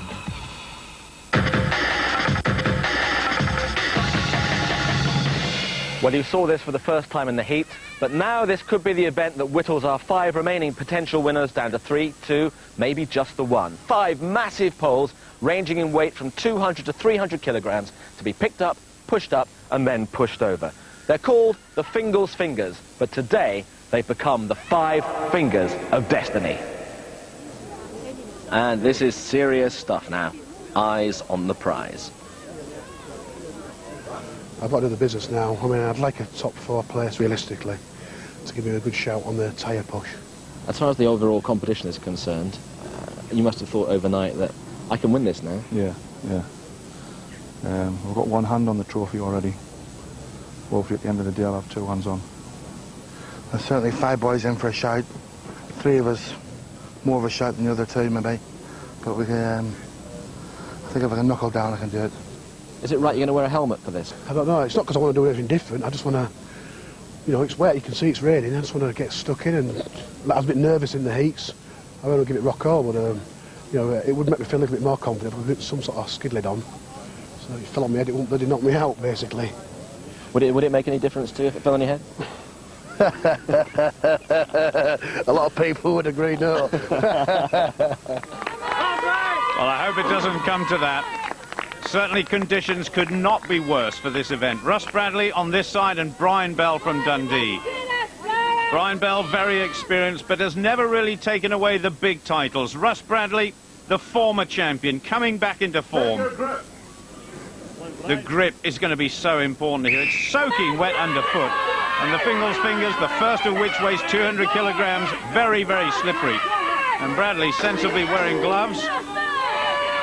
Brian Bell onto number 2, 225 kilograms. That's close to 500 pounds. Bradley just in the lead. Brian Bell on the far side, an outside chance in 5th place of taking the title, but it would require a superhuman effort, especially here. 3 is the maximum that anybody has achieved so far here at Alton Towers, but Bradley is ahead of Brian Bell. Both have got 3, but Bradley was the quickest. Now this would be incredible if Russ Bradley, the former champion, in fact goes out. I was going to say, if anybody could get 4, Brian Bell can't either. So the target is the time that Russ Bradley has set for the 3 fingers, and that was 31.3.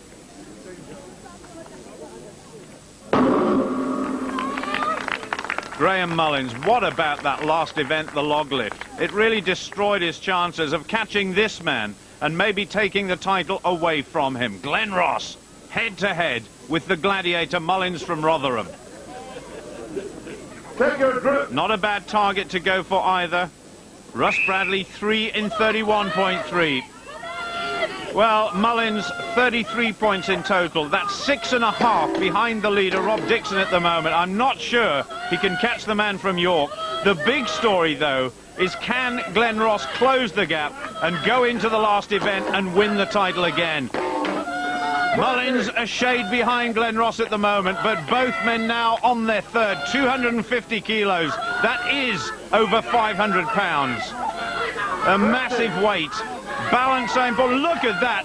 Together, but Ross touches down slightly ahead.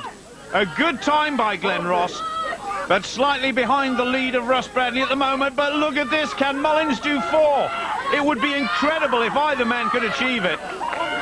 Mullins, if he gets 4, could even win this event overall and bring himself back into real contention with 1 event to go. Ross is struggling. Mullins has done it. That is a fabulous effort by one of the men from Yorkshire. The quartet from Yorkshire have done us proud here. Graham Mullins leading the way at the moment. 5 seconds left for Glenn Ross. I don't think he can do it. What an effort by Graham Mullins. A disaster in the last event, but he's come back on song here. Well, that's put the cat amongst the pigeons a bit, hasn't it? I had a good feeling about this event. Very, very tough, though. Very tough. I was hit and miss about the 5th one, but it just totally drained. But it feels good now. What was the tactic there? To get the 3 up as quick as you could and then see about the 4th, or what? No, pace. Definitely pace. I'm too heavy to sprint. Just got to pace myself, make sure I got 4. Well, certainly we've never seen a sprinter the size of any of these guys on an athletics track. Steve Brooks full of contemplation about what is to come. He needs a big effort here. 2.5 points behind Rob Dixon. 39.5 points in the lead with just 2 events to go. He's never fancied his chances in this event, though. This could be do or die for Rob Dixon. Steve Brooks just a little bit quicker than the man from York. Dixon completes the 200 kilogram Fingles finger. On to number 2. Threw that one up. That was easy. Brooks looking good. Chasing the lead. Graham Mullins, remember, completed 4. Just under 1 minute. Dixon finishes 2. Steve Brooks is a massive man. He's struggling with the 3rd one, though. He's letting Dixon back in. Now, I think you can see from that picture the fact Rob Dixon is well under 6 feet tall. That will not help him at all in this event. And Steve Brooks is just watching the progress that Dixon is making. And Dixon is finished. I think his chances of taking the title have been shattered there. It wasn't a great performance either by Steve Brooks, but if he could get this one, it would make a lot of difference. No, he's finished. And what a difference this is going to make to the overall leaderboard. My goodness, we've really got a contest on our hands. Where did it go wrong there? Just ran out of steam, basically.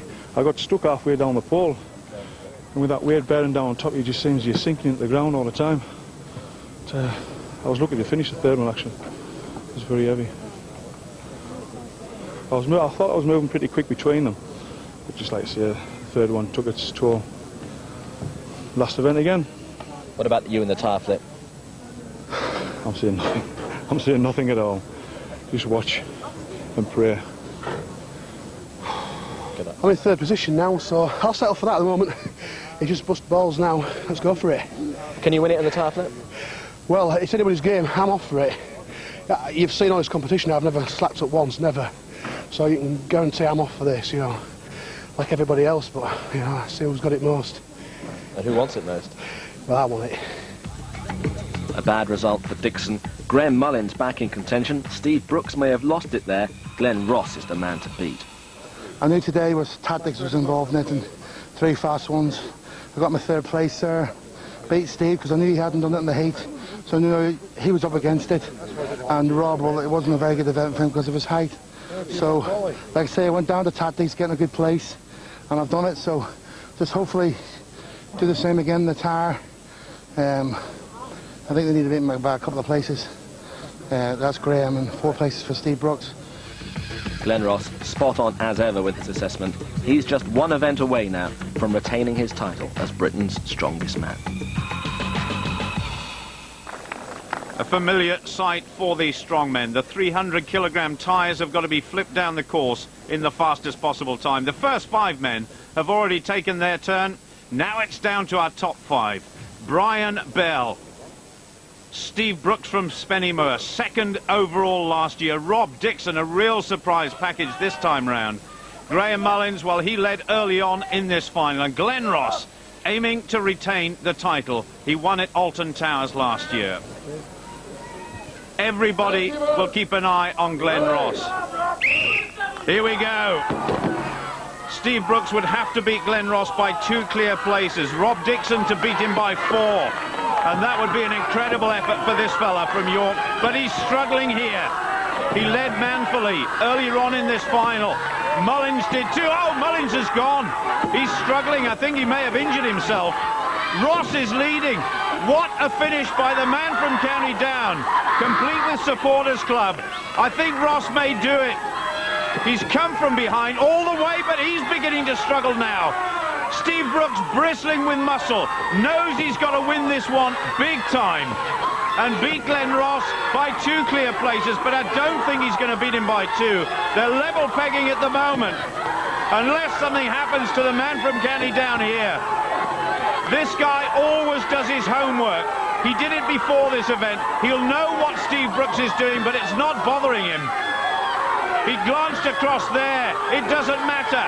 If he can flip it one more time, he'll retain the title. Come on, Steve Brooks. A little bit of glory. The last bit of glory, though, will go to Glenn Ross. He's the daddy once again. He's done it against the odds in some respects. The time does not matter one bit. Glenn Ross has won this final event. He's won the trophy, and now he's going to take the plaudits of this crowd here at Alton Towers. This guy really is a gentle giant, but he's a vicious competitor once he gets going, being congratulated by Rob Dixon. What a couple of days he's had. He's looking for his wife. She'll be the first one to congratulate the big fella. I love you. Lovely moments for Glenn Ross. It's one thing winning a championship for the first time, but it's doubly difficult to retain the title. What a moment, and what a performer. He's going to be congratulated now by Martin Campbell. his training partner, and he aspires to be a world's strongest man one of these days. That comes next for Glenn Ross. He's off to Sun City. Yes! And this is little Marcus. He looks tiny in his father's giant hands.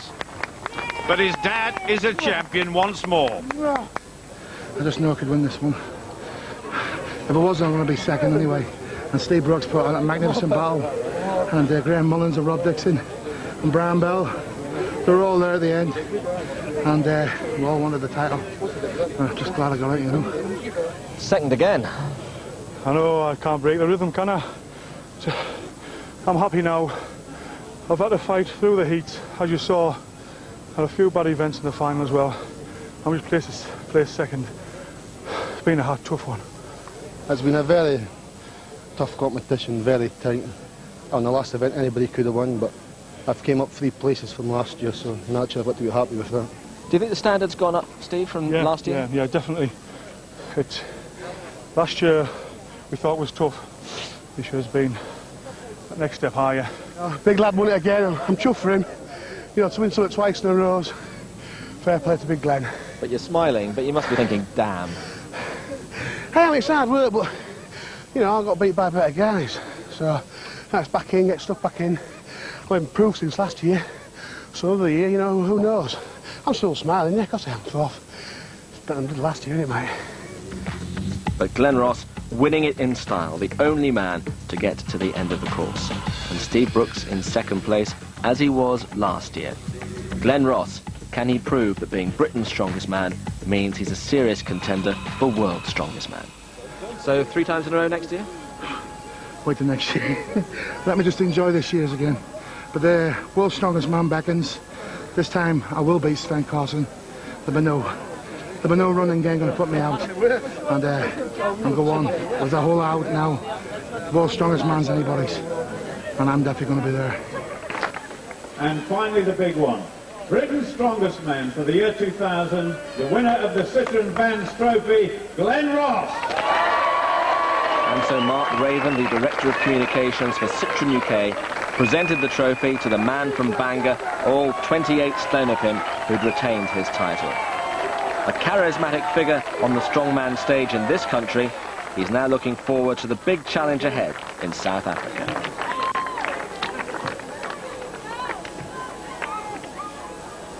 After that, all I'm concentrating now is on world's strongest man.